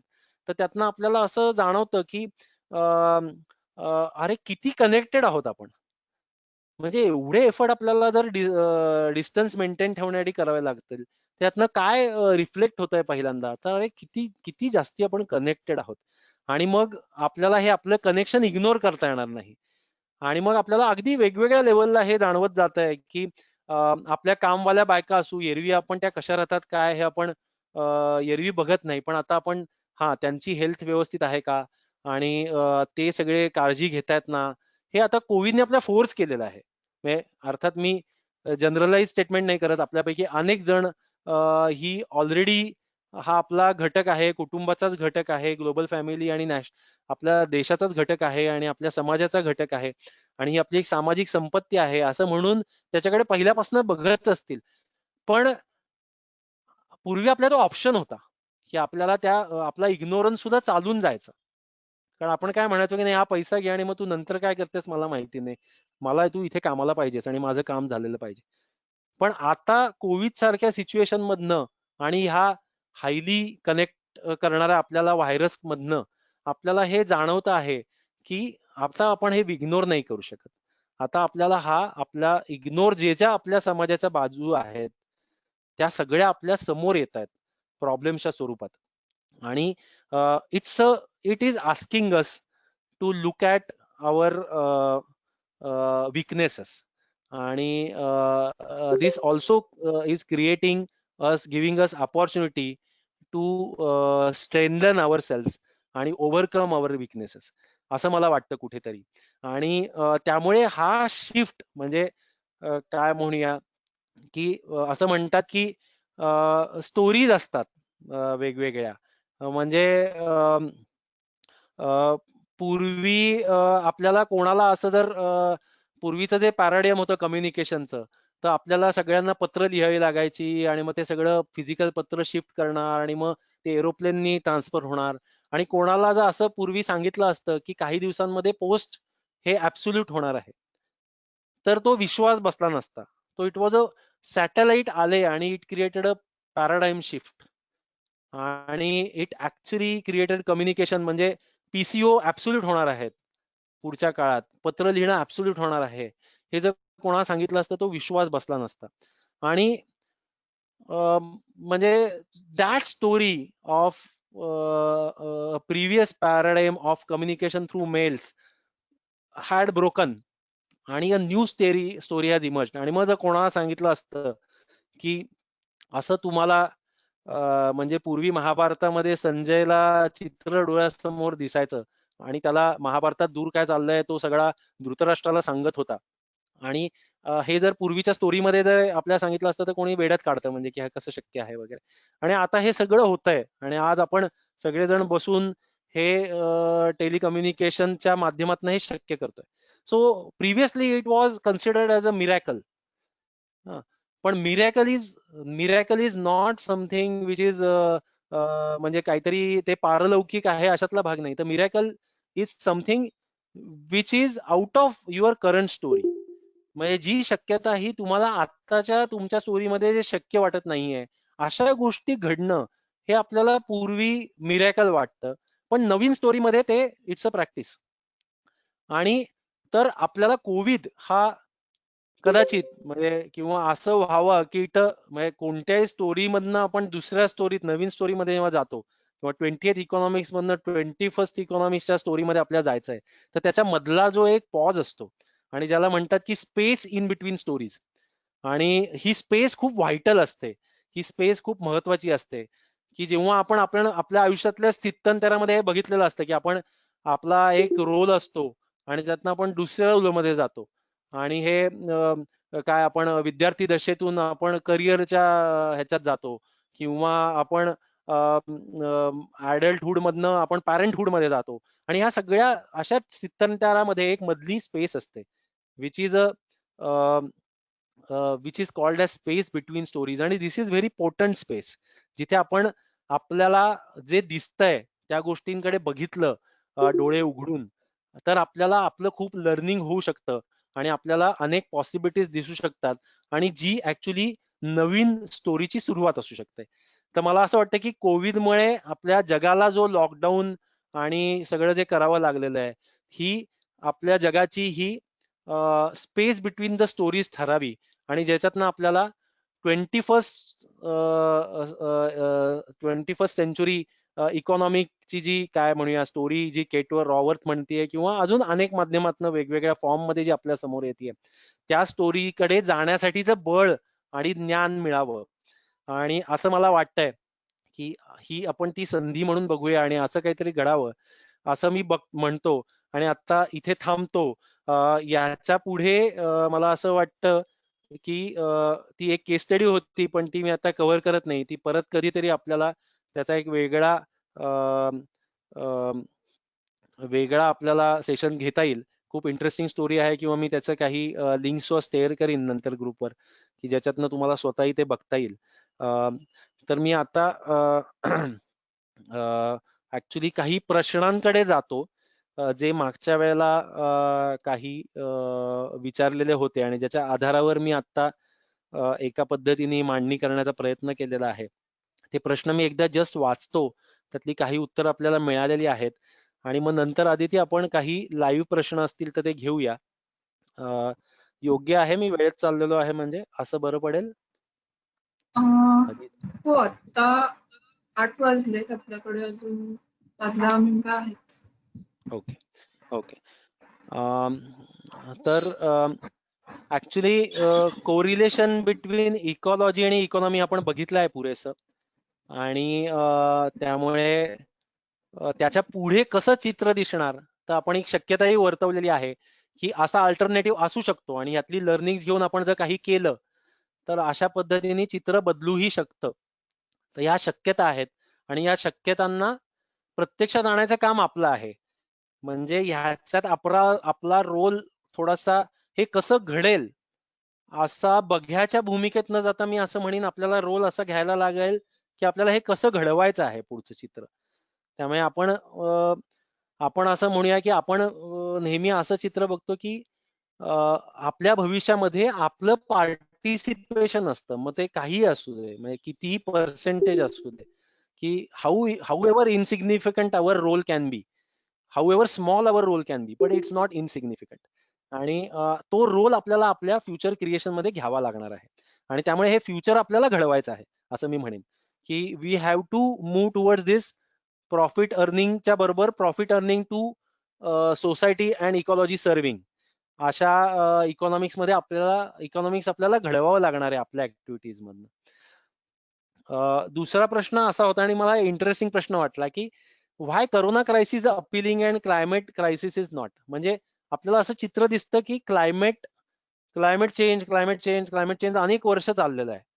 म्हणजे त्या पॅरिसच्या कॉन्फरन्स पासनं हे, आणि त्याच्या खूप आधीपासून खूप चाललेलं आहे, आणि त्याच्यासाठी जी सगळी मेजर्स सांगत होते की आपण इंडस्ट्री बंद ठेवूया काही काळ, ग्लोबल बाउंड्रीज पाळूया, असं पोल्युशन हे सगळ्यासाठी लॉकडाऊन करूया, असं डिसेंट्रलायझेशन करूया, असे सगळे जे मेजर्स सांगत होते हे सगळे मेजर्स हे पूर्वी घेतले नाहीत. इंटरनॅशनल लेवलला, नॅशनल लेवलला, लोकल लेवलला कुठेही घेतले गेले नाहीत. पण हे सगळे मेजर्स हे करोना क्रायसिस मध्ये घेतले गेले. तर हे का बाबा असं झालं? तर याच्यात असं जाणवतं की climate crisis is not tangible. म्हणजे क्रायसिस दिसतो पण त्याचे परिणाम मला तेवढ्या स्टार्कली अपील होत नाहीत. म्हणजे पोल्युशन मला जेव्हा म्हणजे मी गाडी चालवतो पण त्यातनं मी जे पोल्युशन करतो त्याचा इफेक्ट माझ्यापर्यंत म्हणजे मला काहीतरी फुफ्फुसाचे रोग होत नाहीत किंवा माझ्या घरातल्यांना होत नाहीत फुफ्फुसाचे रोग, तोपर्यंत मला तो स्टार्कली जाणवत नाही. आणि मग मला असं वाटतं की नाही म्हणजे क्लायमेट चेंज आहे प्रॉब्लेम बाबा पण तो माझ्यापर्यंत अजून पोहोचला नाही. आणि तो नेहमी कुठला तरी दूरचा असा प्रॉब्लेम राहतो. बरं क्लायमेट चेंज साठी काय काय करावं, बऱ्याच गोष्टी कराव्या लागतील. मला कॉन्क्रीट काय काय करावं लागेल, अरे मग खूप काय काय गोष्टी कराव्या लागतात. मग ते सगळं असं एवढं सगळं करावं लागतं ना, मग त्याचं रिलेशन दिसत नाही. मग मी अगदी जरी सायकलवर गेलो तर मग काय फरक पडणार आहे मी एकटाच सायकलवर जाऊन, असे प्रश्न आपल्याला पडतात. आणि मग त्यातनं आपण त्याच्यावर ऍक्शनच घेत नाही काही. तर त्याऐवजी करोनामध्ये आपल्या सगळ्यांना एक डेफिनेटिव्ह प्रॉब्लेम दिसत होता आणि त्याच्यावर एक डेफिनेटिव्ह शत्रू दिसत होता की नाही करोना व्हायरस आहे आणि जो कॉन्टॅक्ट मिळाला तर पसरणार आहे. आणि मग त्याच्यासाठी आपल्याला काय करायचं तर आपल्याला डिस्टन्सिंग ठेवायचं आहे फिजिकल. आणि मग त्याच्यासाठी काय काय करावं लागेल तर मला हे सगळं करावं लागेल. आणि so that was very very tangible आणि very very immediate. So all all people, all international boundaries, national international cross करून सगळे अनेक प्रकारे एकत्र येऊन काय म्हणूया की त्यांनी जे चेंजेस पूर्वी कधी घेतले होते असे भूतोन भविष्यती असे मेजर्स घेतले. आणि हे आपल्याला मग क्लायमेट क्रायसिस मध्ये साठी कसं वापरता येईल. आणि मग त्याच्यात आपल्याला काय आयडियाज वापरता येतील, म्हणजे उदाहरणार्थ काही अशा फनी आयडियाज असतात की एक्झॉस्ट आपण मागे असतो आपल्या गाडीचा, तो जर आपण पुढे ठेवला तर आपल्याला आपला धूर गिळावा लागेल आणि मग आपल्याला तो टँजिबल होईल. आणि मग आपण असं डिझाईन करूया का, म्हणजे डिझाईननी रिजनरेटिव्ह की नाही कमीत कमी पोल्युशन असेल. किंवा इंडस्ट्री एफ्लुएंट जो असतो तो डाऊनस्ट्रीम सोडायच्या ऐवजी अपस्ट्रीम सोडायचा. म्हणजे तुम्ही जे पाणी ग्राउंड वॉटर घेताय त्याच्यामध्ये तुम्ही पोल्युशन परत सोडताय, मग तुम्ही एफ्लुएंट ट्रीट करूनच सोडावं लागेल तुम्हाला. किंवा जर उद्या असं चित्र करा की आता आपण इलेक्ट्रिसिटी सगळी कन्झ्युम करतोय आणि आपल्याकडे आता खाली कुठेतरी इलेक्ट्रिसिटी मीटर बसलेला आहे आणि त्याच्यानंतर आपल्याला महिन्याच्या महिन्याला बिल येत आहेत. याच्याऐवजी आपल्या डोळ्यासमोर आता आपले रुपये पैसे आणि बिल ऍक्च्युली दिसतंय आपल्याला की गेले, आता हा फॅन चालू आहे ना झाले 5 रुपये गेले. ते युनिट एवढं मोठं असतं 141 युनिट त्याच्याऐवजी युनिट स्मॉल केली आणि आपल्याला चक्क आपलं बिल दिसलं आपल्याला की आता माझ्या डोळ्यासमोर माझं बिल दिसतंय मला. तर आपण म्हणजे आपण एवढे इरेशनल आहोत का, एवढे डिस्कनेक्टेड आहोत का. तर नाही, आपण आपल्याला ते दिसत नाही आणि त्याच्यामध्ये लॅग असतो म्हणून आपण त्याच्यावर ऍक्शन घेत नाही. आणि करोनामधनं आपल्याला दिसलंय की आपल्या डेफिनेटिव्ह ऍक्शन दिसली तर आपण ती घेतो आणि मग त्याच्यासाठी आपण वेगवेगळ्या लेवलला कोलॅबरेट करायला तयार होतो. तर असं मला एक त्याचं उत्तर वाटतंय. What are biggest barriers to sustainable growth economic development. तर मला तर ह्या सगळ्यातलं एक मोठं बॅरियर वाटतं ते म्हणजे डिस्कनेक्ट. म्हणजे आपला एकमेकांपासूनचा डिस्कनेक्ट, आपला स्वतःपासूनचा डिस्कनेक्ट, आपला समाजापासूनचा डिस्कनेक्ट आणि एलिएनेशन आणि जडवादी भूमिका. म्हणजे सगळं मी रिसोर्स म्हणून वागणार आहे आणि माझं इतरांशी काही कनेक्शन नाही. आणि यातनं प्रचंड कॉम्पिटेटिव्ह, फक्त कॉम्पिटेटिव्ह स्पिरिट मध्ये जाणं आणि त्याच्यासाठी फाईट करणं आणि त्याच्यातनं एक्सप्लॉयटेशन करणं स्वतःचं, लोकांचं, इतरांचं आणि मग पर्यावरणाचं. ह्या अप्रोच मधनं आपण ऍक्च्युली हा अप्रोच माझ्यासाठी एक बिगेस्ट बॅरियर वाटतोय. यातनं आपण जसं आपण कनेक्टेड मध्ये जाऊ, चैतन्यवादी दृष्टिकोनात जाऊ, कनेक्टेड मध्ये जाऊ आणि आपण ह्यातनं आपण एकमेकांशी कनेक्टेड आहोत असं जेव्हा आपल्याला लक्षात येईल त्यातनं हे प्रश्न आणखीन सुटायला मदत होईल. हे आपण आतापर्यंत केलेल्या चर्चेतनं तरी नक्की दिसतंय. What can be done at individual community policy level हे आपण काही प्रमाणात आता पॉलिसी आणि कम्युनिटी लेवलला बघितलं, इंडिव्हिज्युअल लेवलची अनेक उदाहरणं आहेत. ती देता येतील. त्याच्यात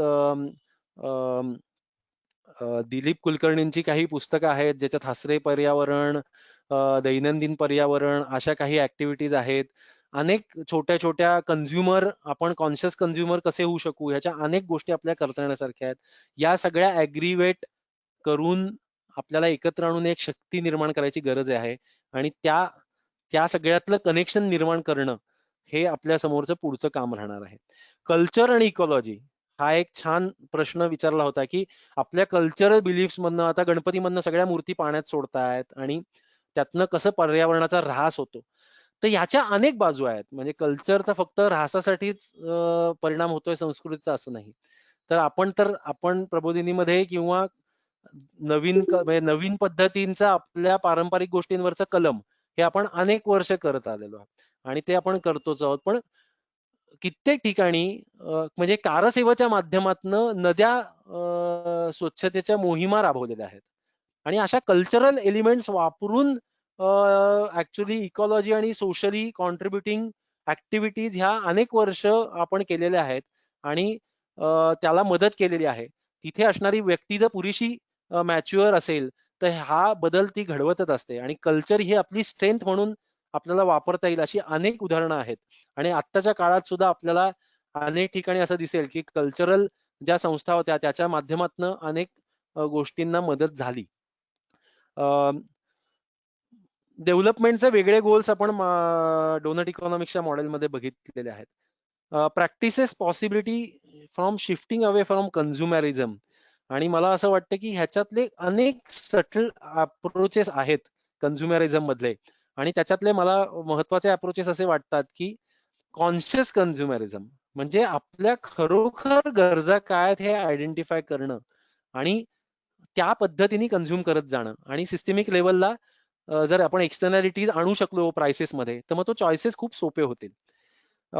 काही गोष्टी वापरल्या होत्या, इको अँझायटी आणि स्पिरिच्युअल इकॉलॉजी, या थोड्याशा मोठ्या टर्म्स आहेत.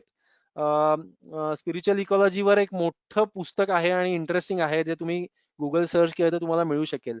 इको अँझायटीचा प्रश्न आहे आणि ज्याच्यात मला असं वाटतं की काही ना काही आपल्या परीने ऍक्शन घेत राहणं, ती कितीही छोटी असो, ह्यातनं ही अँझायटी कमी व्हायला मदत होते. आणि आपल्या समोरची चांगली उदाहरणं जी आहेत, जशी आता डोनट इकॉनॉमिक्स मध्ये मांडली आहेत किंवा आपल्या माहितीत अनेक केस स्टडीज असतात, जशा आपण मागच्या वेळेला सो बघितलं तर हिवरे बाजार, अनेक, म्हणजे त्याच्यात मी एक लिस्ट मांडली होती. तर ह्या केस स्टडीज आपल्या मुलांना त्यांच्या समोर दाखवत राहणं, वेगवेगळ्या पॉझिटिव्ह उदाहरणं दाखवत राहणं, आणि ह्यातनं ही अँझायटी कमी होऊ शकते आणि स्वतःच्या ऍक्शन मधनं ही अँझायटी आणखीन कमी व्हायला मदत होणार आहे. तर असे ब्रॉड लेवलचे प्रश्न जे आहेत त्याचं काही पद्धतीने मी कव्हर केलं आहे असं मी समजतो. आता ह्याच्या पलीकडे जे काही प्रश्न असतील तर ते घेता येतील. ते कोणी वाचून दाखवतील का, म्हणजे किंवा किंवा कोणाला विचारायचं असेल तर विचारू शकता.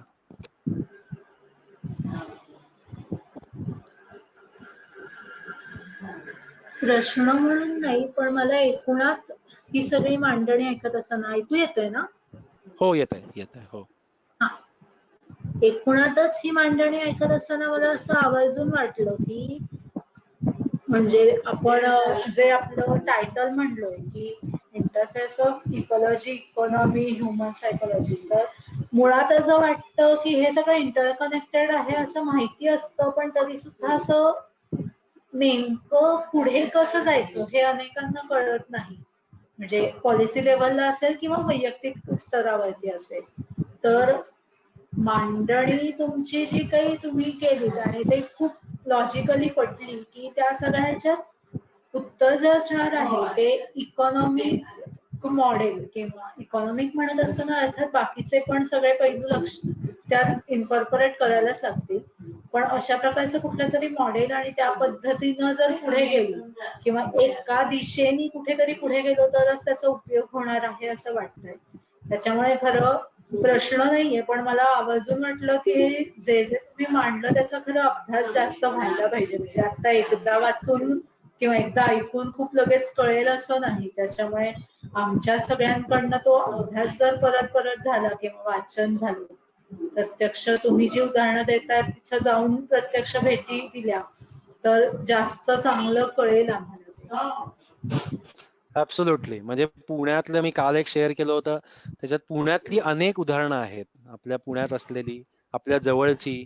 त्यामुळे आपल्याला त्याची एक लिस्ट करून त्यांना भेटता येईल, त्यांचे इंटरव्ह्यू, त्यांना येणारे चॅलेंजेस, या सगळ्या गोष्टी आपल्याला गट म्हणून अनुभवता येईल आणि त्यातनं आपल्या लर्निंग करून त्याच्यावर उत्तरं शोधण्याचा प्रयत्न करता येईल. बरोबर.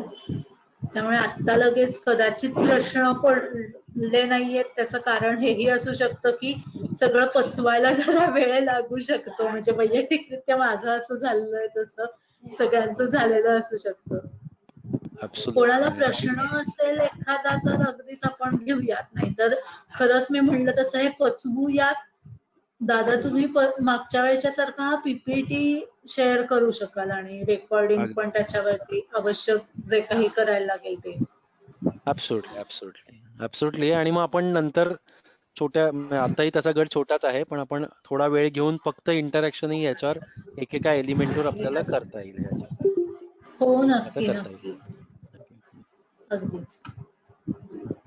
तर आज मला असं वाटतंय की आपण इथं एकूण हे सत्र म्हणून थांबूया. थांबत असताना एकूणातच दादा दोन्ही सत्रांच्या मांडणीसाठी म्हणजे माहिती आहे की तुम्ही प्रबोधिनीतले आपलेच आहात, पण तरी सुद्धा मनपूर्वक धन्यवाद. तुम्ही किती तयारी केली आहे या सगळ्यासाठी कल्पना आहे. आणि आजचं विशेषतः आणि मागच्याही वेळचं खूपच इन्साइट देणारं नक्कीच झालं. आणि म्हणजे कुठल्या दिशेने अभ्यासाचा सुद्धा प्रवास केला पाहिजे हे आम्हाला बऱ्याच जणींना कळलेलं असणार आहे. आणि दलावरती सुद्धा आपण याच्या पुढे अभ्यास करत राहूयात आणि त्याच्यातून पुढे कसं जायचं याचा विचार नक्की करूयात.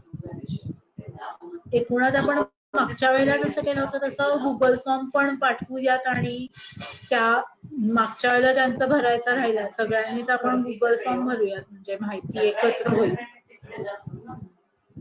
आणि प्रश्न म्हणजे हा आपला जो व्हॉट्सअप ग्रुप आहे तो चालू ठेवूया, त्याच्यावरती संवाद पण घडवत राहूयात. अजून काही प्रश्न असतील तर ते विचारणं, उत्तर, आणि नवीन काही माहिती असेल या संबंधी पर्यावरण किंवा आपल्या विषयांशी संबंधित तर त्यांची देवाणघेवाण या सगळ्या गोष्टी आपण नक्की करत राहूयात असं वाटतं. येस धन्यवाद. चालेल. हो हो चालेल. धन्यवाद सगळ्यांना. दादा धन्यवाद. आता आपण थांबूया. हो चालेल.